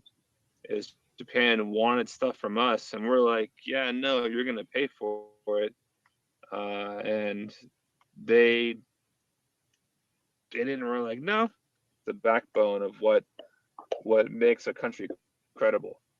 And when the U.S. is printing something absurd like 40% of its currency of all time, in the past couple of years. You know, how credible is that? You know, is that something that other countries are going to look to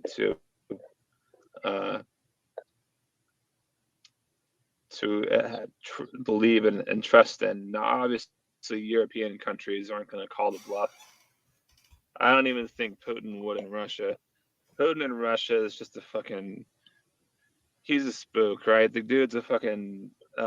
He's former like KGB. He's, you know, these people that his entire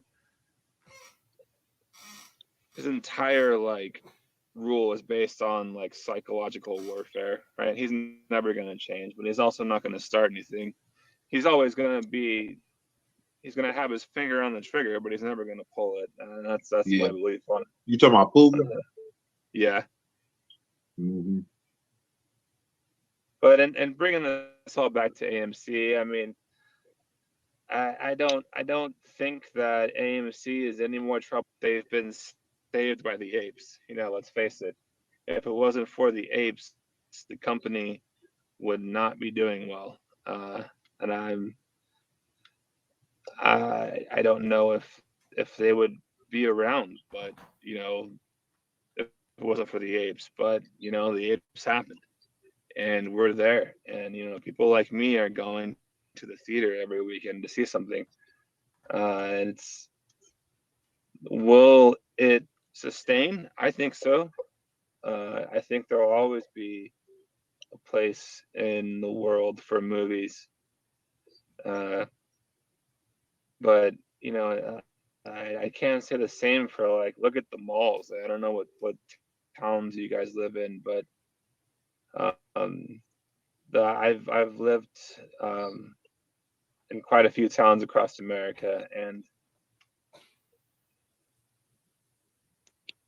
LA's But with the malls online shopping, have that make it more convenient. A motherfucker can just order some significantly shit and have it delivered right to his decreased door. in And get it cheaper population. sometimes. You know, these things used to be packed, right? And now it's kind of, you know, you can pretty much walk into any store and get something immediately. Whereas in the past, you'd have to wait in line for 45 minutes to buy a pair of jeans.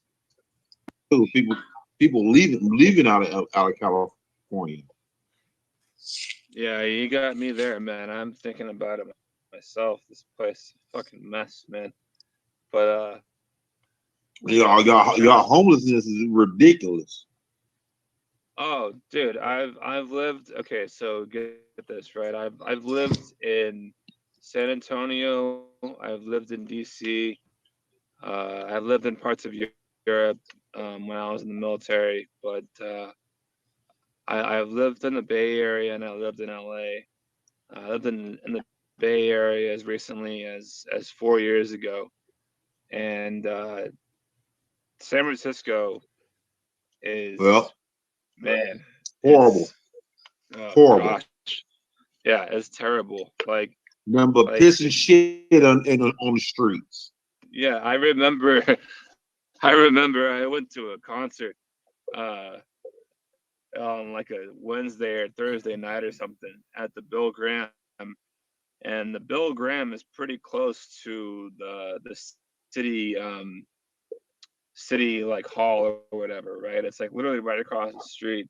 And I remember when I left the concert, I was like, man, I gotta piss so bad. Like I don't know what I'm gonna do. My Uber's around the corner, and I'm like the sidewalk, right? And I start pissing in the gutter, and I'm like,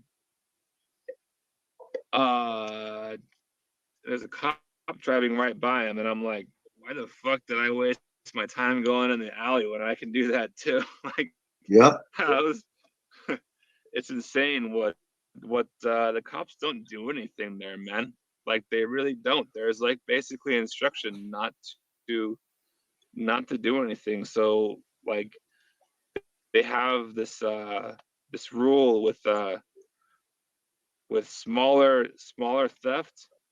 You know, you'll see people randomly walk into like a Vons or a Save Mart, whatever the grocery store is there, right?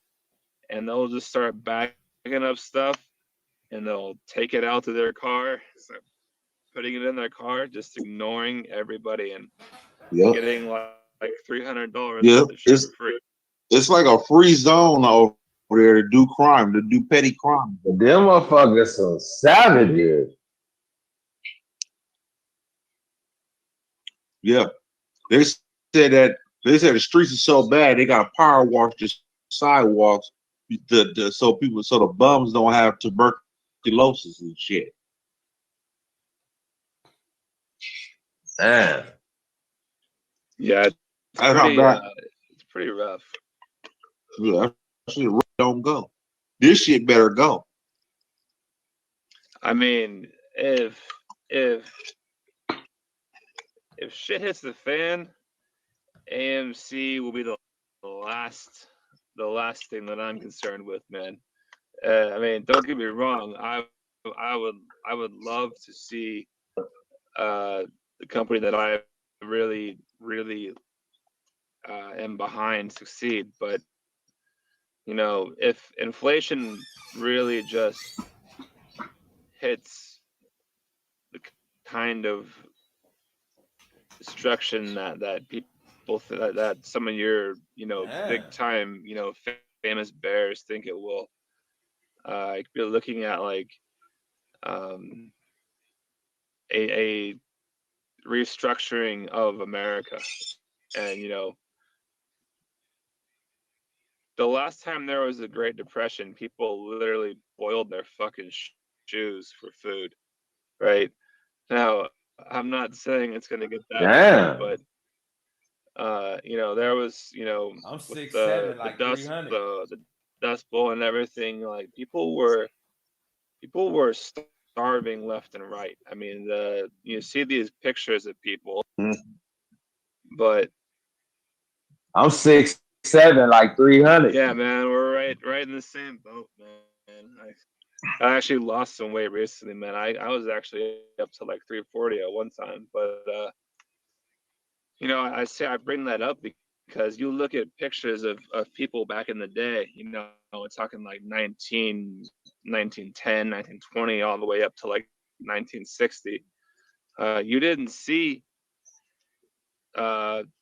people like me, man. You didn't see fucking round bodies, man. You didn't see fat people. You saw, skinny motherfuckers, because some of them just fucking finished eating their shoe for dinner. And Yeah. of course, that was a very small period of time. It was not like that for very long, but it has been done. But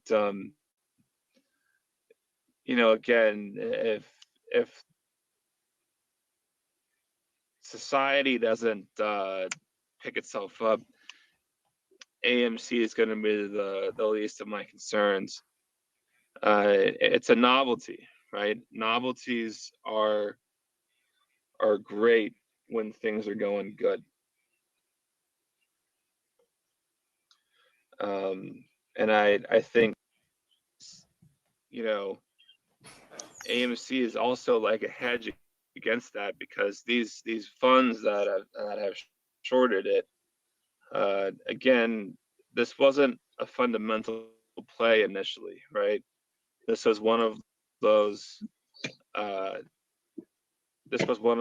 kind of pump up the stock and force a short squeeze, except for this wasn't a normal hedge fund that the community was trying to squeeze, right?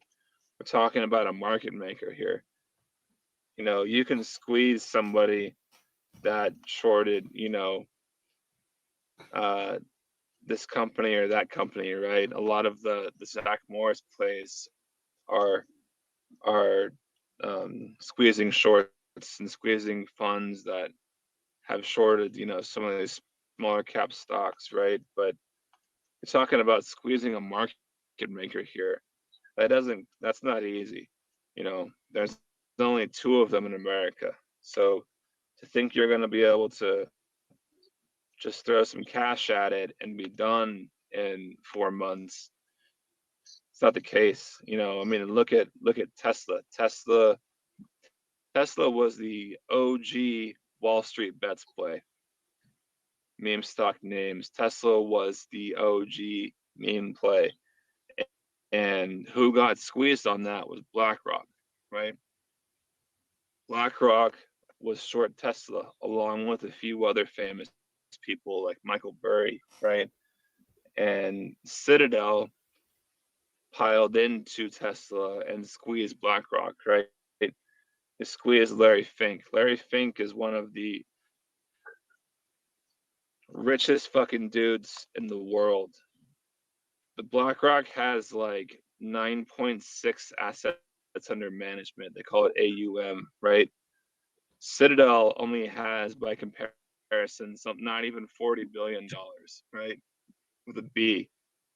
So we're talking about BlackRock and Vanguards who manage, I think Vanguards is something like 8.4 trillion and BlackRock is like 9.6 trillion.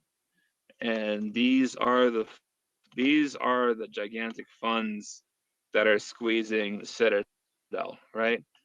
And they're along with retail who owns most of the flow because we got in early, right? So this is kind of a safe place for them. They're like, hey, if retail is successful, we'll make a lot of money off this too, right? TDs into the options chain.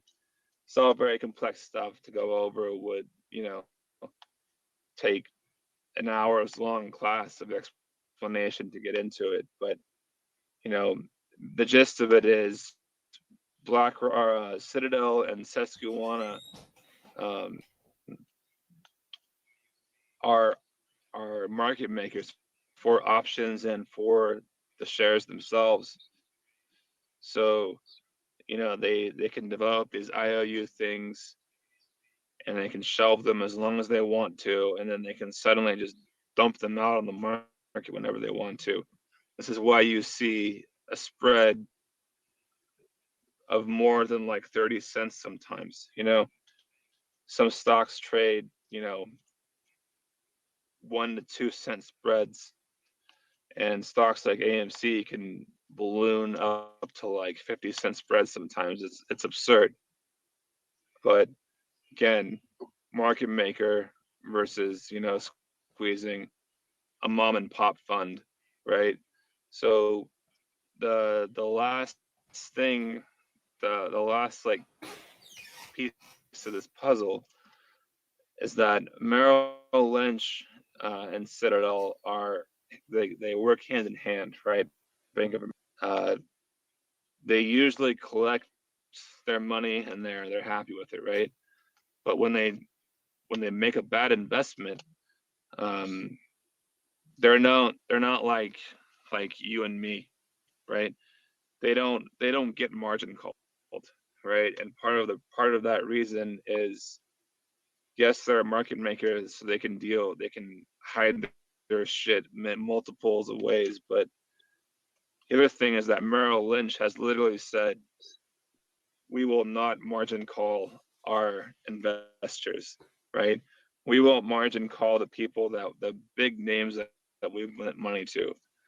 And in short, they've kind of said, we believe that a lot of people are too big to fail. That's the biggest problem here, is that you have a market maker with a lot of power, and then you have a bank that's saying, we're not going to margin call you because we think you're too big to fail.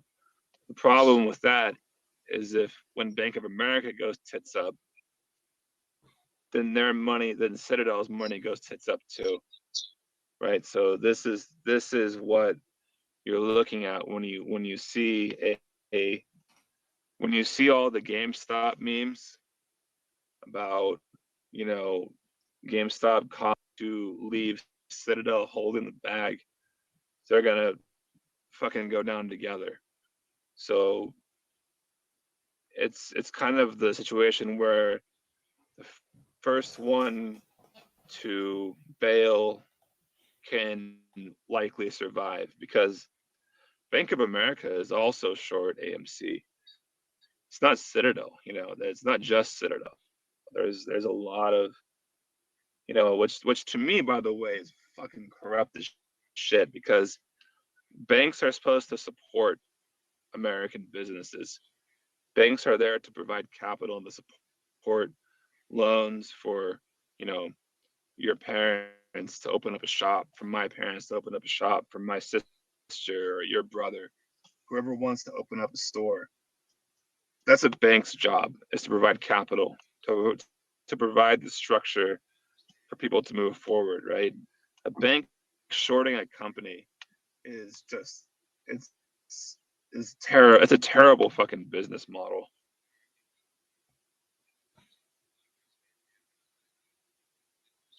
I mean, I hear you with the shorting the American companies, but the fact of the matter is that AMC is a ripoff.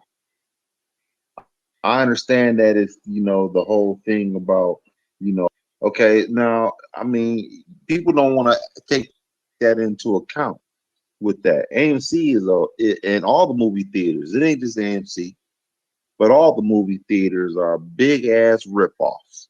And you know what? If I'm gonna save me some money to go home to watch this movie at home, as opposed to going to a movie and get ripped off.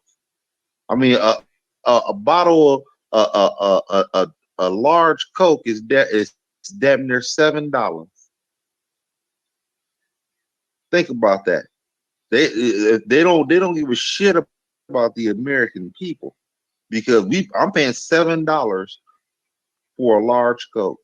I'm paying what are we paying, like almost $7 for a large popcorn? I mean, the prices are astronomical when you go to the movies. I'm not in the business of saving a company that's gonna rip me off. Okay, you save McDonald's.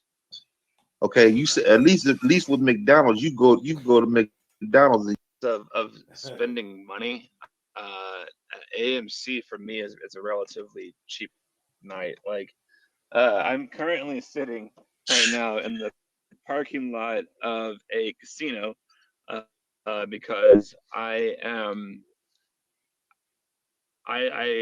left ahead, right?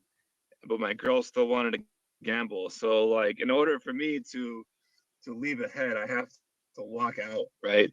Because I mean, the last time I was here was about 5 weeks ago, and I spent like maybe $1,400, and I lost all of it. So I mean, that was in one night, right? So for me to think, you know, what's easier for me on a Friday night? What's easier on my wallet? Okay. The casino That's for you. or AMC. Okay. But that's for you. But think about it like this. What about a guy who has a wife and he's got 3 children? And he's going and children wants to say and ask daddy, can we go see the new Avatar movie? Or can we see the new Eternals movie? Okay, he's got to go into his pocket. And by the time he's done at the end of the night, he done spent damn near $125.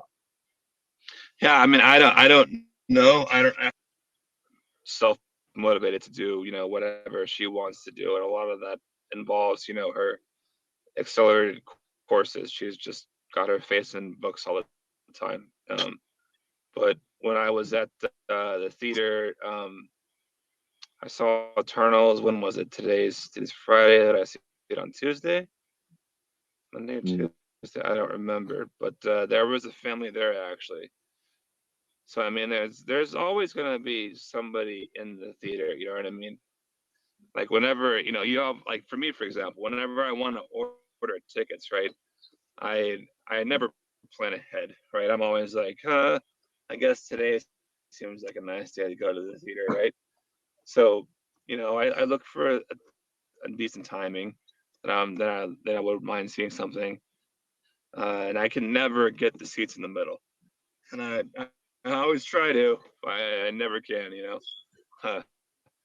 But to me, that's just one of those small things that tells me, hey, there are people showing up. So I think aside from the fact that this started as a squeeze play, I do love the fact that it's developed into a fundamental play. I think a lot of the beginning, the short interest, they were big on, Yeah. hey, the funds got caught with their pants down because they had this formula, man. They've had this consistent formula with like Sears, right? With like Toys R Us. I mean, all of these companies have funneled into Amazon, right?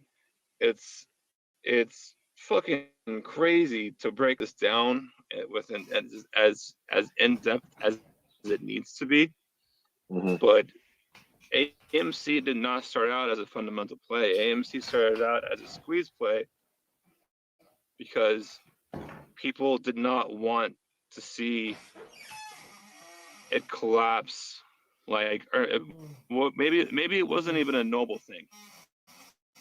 Let's just say it wasn't a noble thing, right? Let's just say that people saw a weakness in the hedge fund strategy because they were so confident, having been successful in shorting Sears and Toys R Us, out of business, right? This was a very successful business model for them to short a company out of business completely and never have to cover their position, right? To never really have to. Bezos was a part of before he was Amazon,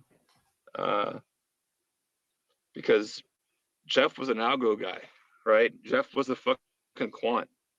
Mr. Bezos was a fucking quant, right? And part of the tenfold hat theory, and it's one of my favorite because it's not very tenfold hat theory when you look at the breakdown of it all, right? But the connections that are made between this one of the most wealthy men in the world and his cast of extremely suspect people, they have bankrupted and shorted companies out of business, profited extremely from them, and then stolen and have absorbed their business model.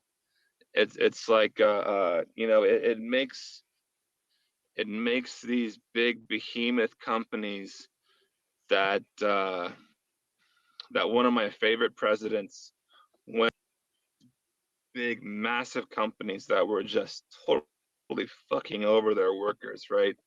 They had their workers were sun up to sun down, right? They had nothing to help sustain them, right? But this is the kind of stuff back then. We're seeing a repeat of that nowadays, and I am fucking shocked that our government's allowing this to go on. I mean, we've all fucking read the articles about Amazon employees wearing diapers to meet their quotas and shit. Like, that is so absurd to me. What you mean wearing diapers? What you mean by that? So they don't have to fucking stop and go to the bathroom. So they can meet their quota. So they pee in bottles and shit. They wear diapers so they can meet their fucking quotas, right? I mean, Did they get any Christmas? Did they get any bonuses for that? the pee in the bottle bonus, I don't know, man. I don't know, but I do know I'm talking about long term. Long term, do they get any profit sharing or anything of that nature? Bro, as far as I know, I think that Amazon workers are struggling because, don't get me wrong, there are at their core, what they're supposed to be is they're supposed to provide a balance, right? Because your employer wants to use their employees to their maximum ability, right? But Mm-hmm. the problem is when you use somebody to the maximum ability, is sometimes you're quite literally asking them too much, right? I mean, you look at how we built the railroads back in the day, right? Asking people to throw sticks of dynamite into a mountain, right? That can sometimes blow up and collapse on you, might be an OSHA violation, right? Yeah. So there are things that have developed since then to protect the employees, right? And unions are a great part of that. But you want to look at something like Amazon, who quite literally pays infiltrators to go in and suppress union organizations, right? I forget which state it was, but they were trying to organize a union, and Amazon went in there and successfully shut it down, right? So again, you look at the companies like Sears, right? That one or two companies to control the flow of everything, right? Yeah. So that was part of the play with AMC. It really had nothing to do with the fundamentals. It was to stop that kind of interaction, right? It was to squeeze them out of their shorts. So it, and I love the fact that it's turned into a fundamental play, and it really has. The offering that they did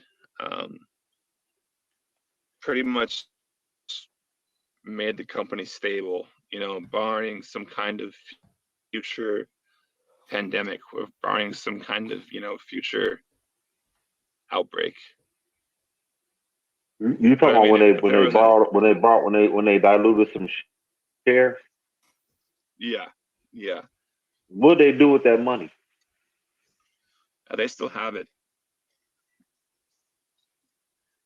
Normally, That's when part of the reason. when you dilute, sometimes I would have feel more comfortable if they if they took that money and they used that money to buy more companies. Well, see, until the world is on the other side of this pandemic, until COVID is really behind us. I mean, because what Delta just popped up, was it like 2 months ago? Mm-hmm. 5, 6 weeks, like 7, 8 weeks ago? I don't know exactly, Mm-hmm. but you have your Alpha, Bravo, your Charlie, right? Those were your first three, right? And then there's the Delta, right? Is there going to be an Echo, right? Is there going to be a Foxtrot? You go down the list, you go down the entire phonetic alphabet all the way down to Zulu, right? Are we going to see, a COVID umbrella strain, right? It's hard to say, right? Nobody fucking knows. But part of what Adam Aron's doing is keeping the cash on hand, because in case there is another strain, right?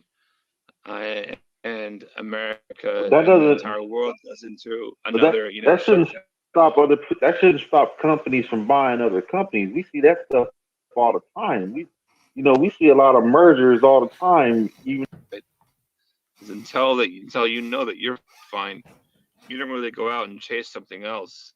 And I think that Adam Aron is doing a great job with this. Is that he's looking at his company's future, and if there is another pandemic, if there is another shutdown, right, he wants to be able to pay the bills when everything's shut down. Now, don't get me wrong, if there's another shutdown, the world's gonna fucking collapse, right? So it doesn't matter either way. We're gonna be fucking fighting for Chef Boyardee at our local grocery store if there's another shutdown. But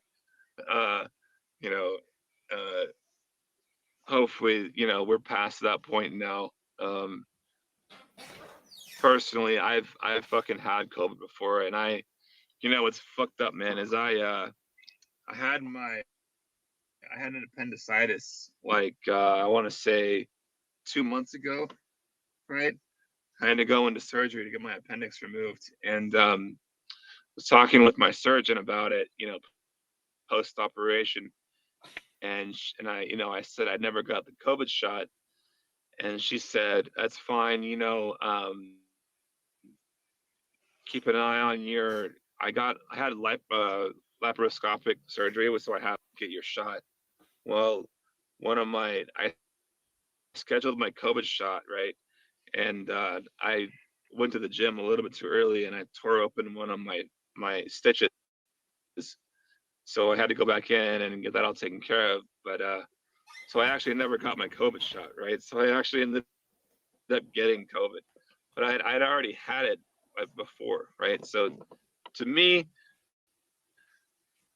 I don't want to like tell anybody to or not to get the shot, but I mean, if you got the Johnson and Johnson COVID shot, Mm-hmm.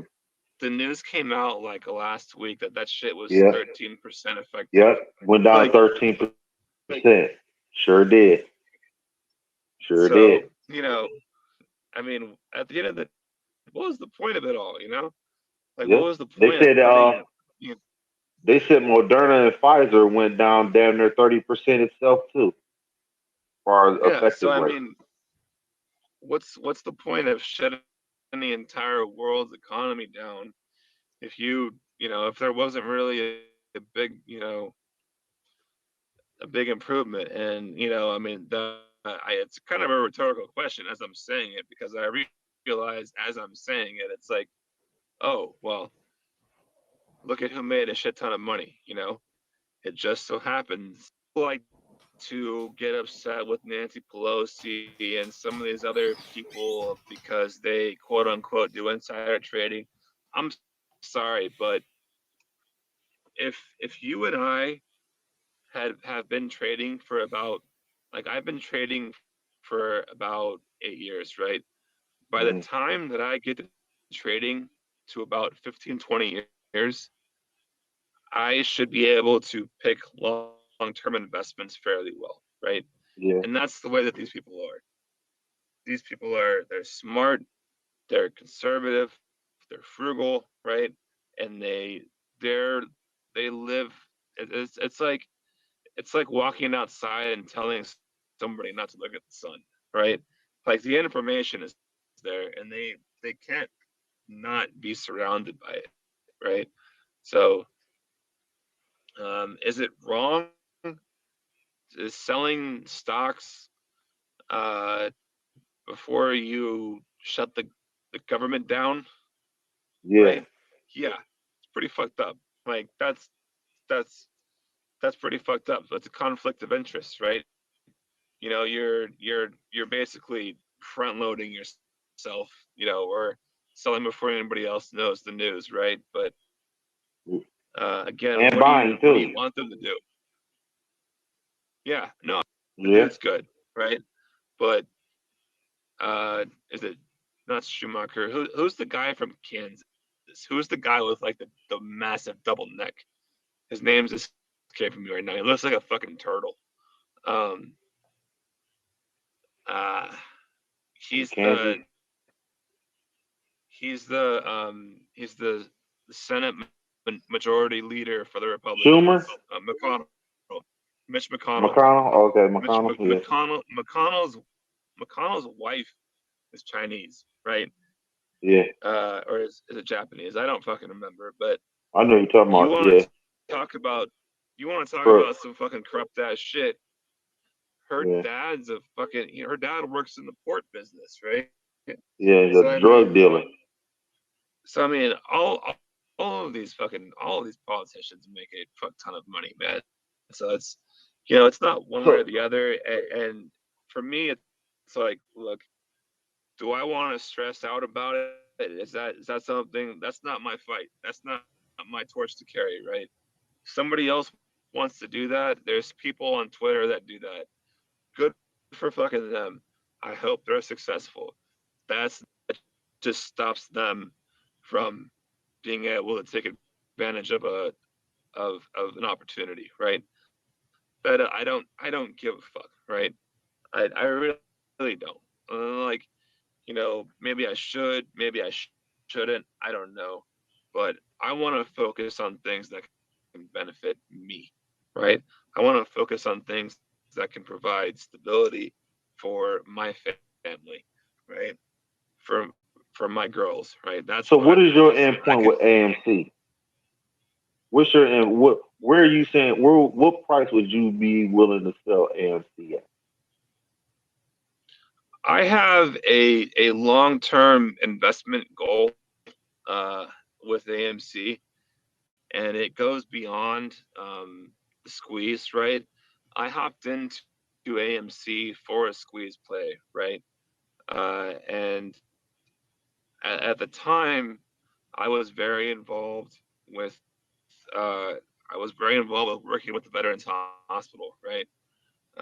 And me working with the Veterans Hospital and the State Department in the Bay Area, I moved to LA and I started working down here, and I've gotten more and more involved in day trading, right?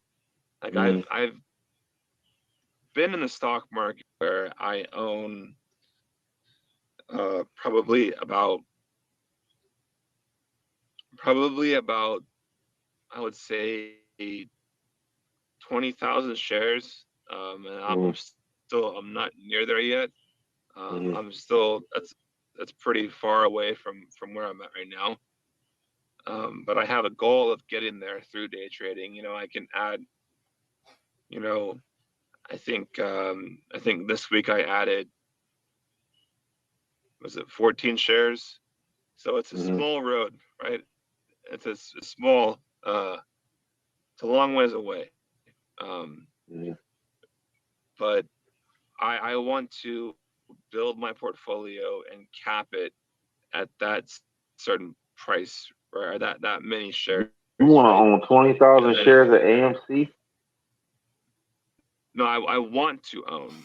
And now what I'm getting at is I want to own the amount really doesn't matter, outside the fact that I want to reach my goal, right? And then I want to move on to the next stock, and I want to accumulate through day trading, right? More shares and more shares and more shares, right? I think all right, that's enough. I'm going to move on to the next company, right? But I do want to accumulate X amount of shares, and then I will leave that. I mean, I'm not going to sell it. I want to save it, and then I'm going to move on to accumulating another stock, right? And then I want to reach the same amount of capital in that stock, and then I do it again and again and again until I reach the point where I have like a sound retirement for myself, right? I mean, you look at stocks like Home Depot, right? People that bought Home Depot back in the day are fucking, they're millionaires now, right? And am I saying that AMC is gonna make me a millionaire? I probably fucking, I don't know. I don't know, but what I do know is that it's gonna make me money, right? It already has made me money. It will continue to make me money, and it's gonna continue to teach me lessons about the market, and that's what I really love about it. So you want to own 20,000 shares of that's your goal, to own 20,000 shares of AMC. That's There might come a time where I consider selling it, but in terms of long-term investment, it's kind of, my strategy is kind of flipped. I got into AMC with leaps. Leaps are options that don't expire for another 8, 9, 10, 11, 12 months, right? Mm. They expire far in the future. So I got into AMC with leaps, right? And when AMC hit, $40, I exercised a lot of those leaps, right? And I am happy with my investment right now, and I continue to add shares to it. But I got into AMC as a squeeze play, right? And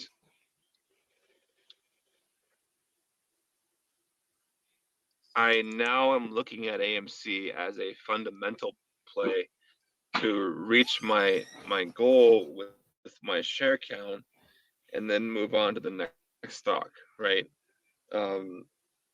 Honestly, I think my next stock I want to look at is probably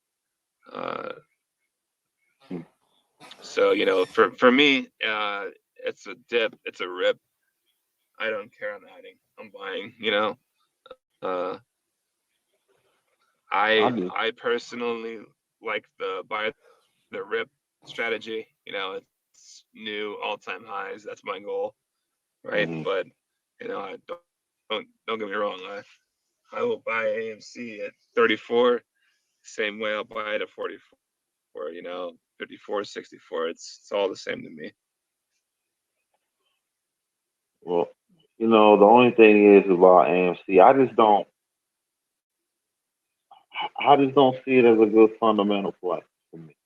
I wouldn't feel comfortable about AMC because for one, I don't see any future for them because they haven't done it. They're not doing anything that's cutting edge. One, two, they got too many crooks that want to see this motherfucker fail, man. That's the problem. You got a lot of crooks, and you need some laws to be passed. You need some politicians to actually crack down on all this synthetic shares and all this manipulation that's being involved. Infrastructure deals. Joe Biden passing all these giving all these tax breaks for people buying electric cars. Meanwhile, people didn't know that Nancy Pelosi and her husband bought bought shares in the Tesla before he makes that ruling. Okay, and you dealing with a lot of crooks. You know what I'm saying? In Congress, you dealing with a lot of crooks with the hedge funds. You just got crooks everywhere that want to make sure that the retail investors don't get rich. And for me, I just don't feel comfortable, what I'm saying, with that with putting my money into a play that's heavily manipulated. I can understand some manipulation. There's always going to be some form of manipulation when it comes to the stock market. It's always going to be that. But this one is the most heavily manipulated stock I've ever seen. I've never seen a stock more heavily manipulated than AMC in my life. That's the one thing that I would say. I'm glad that you brought up EVs because Lucid, was it last week? Yeah. So last week it hit all-time highs, right? Yeah. Now my scanner picked that up, and with Tesla, right? But the writings on the wall there. Say again. The writings on the wall there, man. Like with all the EVs, like that was part of the infrastructure bill. You're absolutely right. But with AMC, it was is a something that I look forward to doing some work with similar to Overstock, right? The T0, the blockchain technology. I mean, this is the future, I mean, you see Pelosi, right? You see Nancy Pelosi taking pictures in like this nice ass vineyard landscape with the guys that run Coinbase, right? Hmm. And you can't tell me Hmm. that blockchain's not the future. Now, Yeah, most definitely. what's Mhm. crazy about blockchain is that, you know, 30, 40, 50 years down the road, I have a fuck ton of money, right? Mhm. But in the near future, what I'm excited about is AMC and Adam Aaron working with them. You know, they're 1 for 1 in my book, right? They have 100% success rate, right? They fucking nailed Overstock, right? I mean, that son of a bitch ran from $4 to what? It's like $120. I don't fucking know, Yeah. right? Yeah. And it wasn't even as heavily shorted as AMC was, right? Mhm. So you know, I'm really hopeful for that. I've got my eye out on that. You know, I don't. Legislation would be nice, but expecting a politician to come to your aid is fucking. It's asking a lot, right? I'm not saying it won't happen. I'm not saying that politicians don't, you know, do the right thing. But I mean, here's the problem with politics, right? Every politician runs on a platform, right? They all have a goal. They all have a vision for the future. They all want to achieve something, right? I mean, they might still have them on the back burner, right? But I mean, Mhm. there there's literally there's literally terms like Senate majority and minority whip, right? They whip their fucking people into submission, right? That's the kind of thing that's that's our government, right? Is that's why we have so many fucking deadlocks. Is you know, it's the other side of the aisle causing the problems. It's the fucking Democrats. It's the fucking Republicans. You know, it's never the issue at hand. It's always I can solve this better than you, right? And Mhm. the core part of the core problem with politics is actually the solution to politics, right? It's the you know, and this dates back to like forms of government, right? And this is all how do you solve a problem, right? How do you help Peter without harming Paul, right? And Mhm. this is the root of all fucking frustration from government, right? But that's also the reason why it moves so fucking slowly. So I agree with you 100% that you know expecting politics to come in and help in this instance and vote somebody into office simply because hey, we say we like you and now you're not a Democrat, you're not a Republican, you're a fucking ape. You know, that could happen. You know, these things aren't beyond Mm.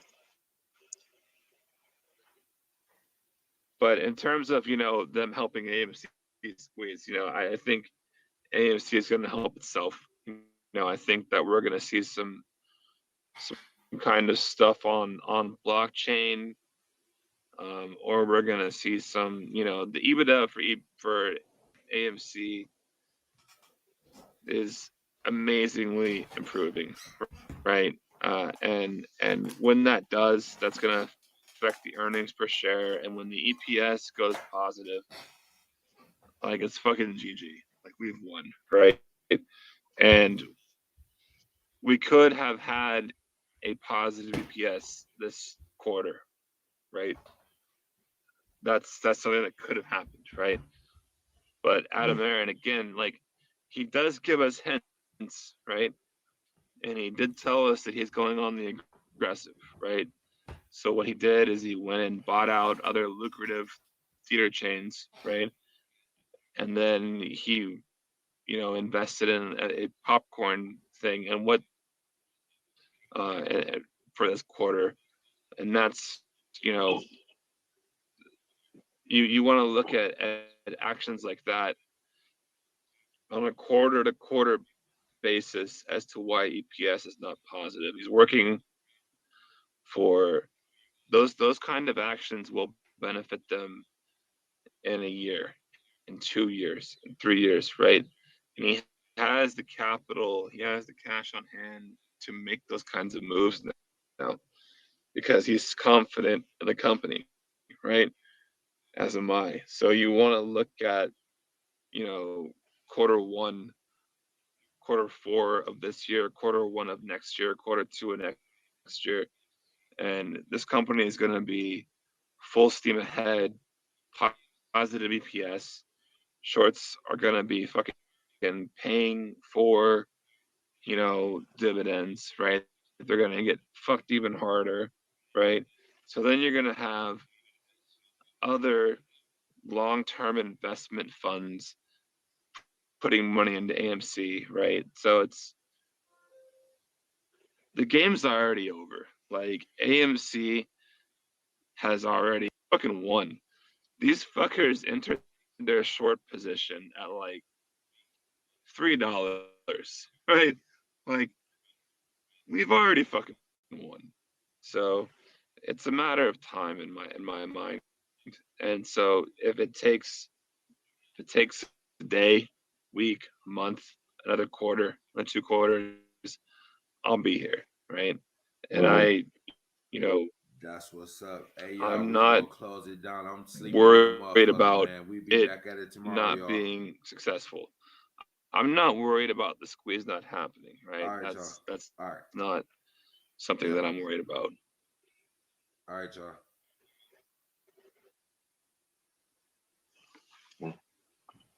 That's what's up. Hey, y'all, we go close it down. I'm sleepy than a motherfucker, man. We be back at it.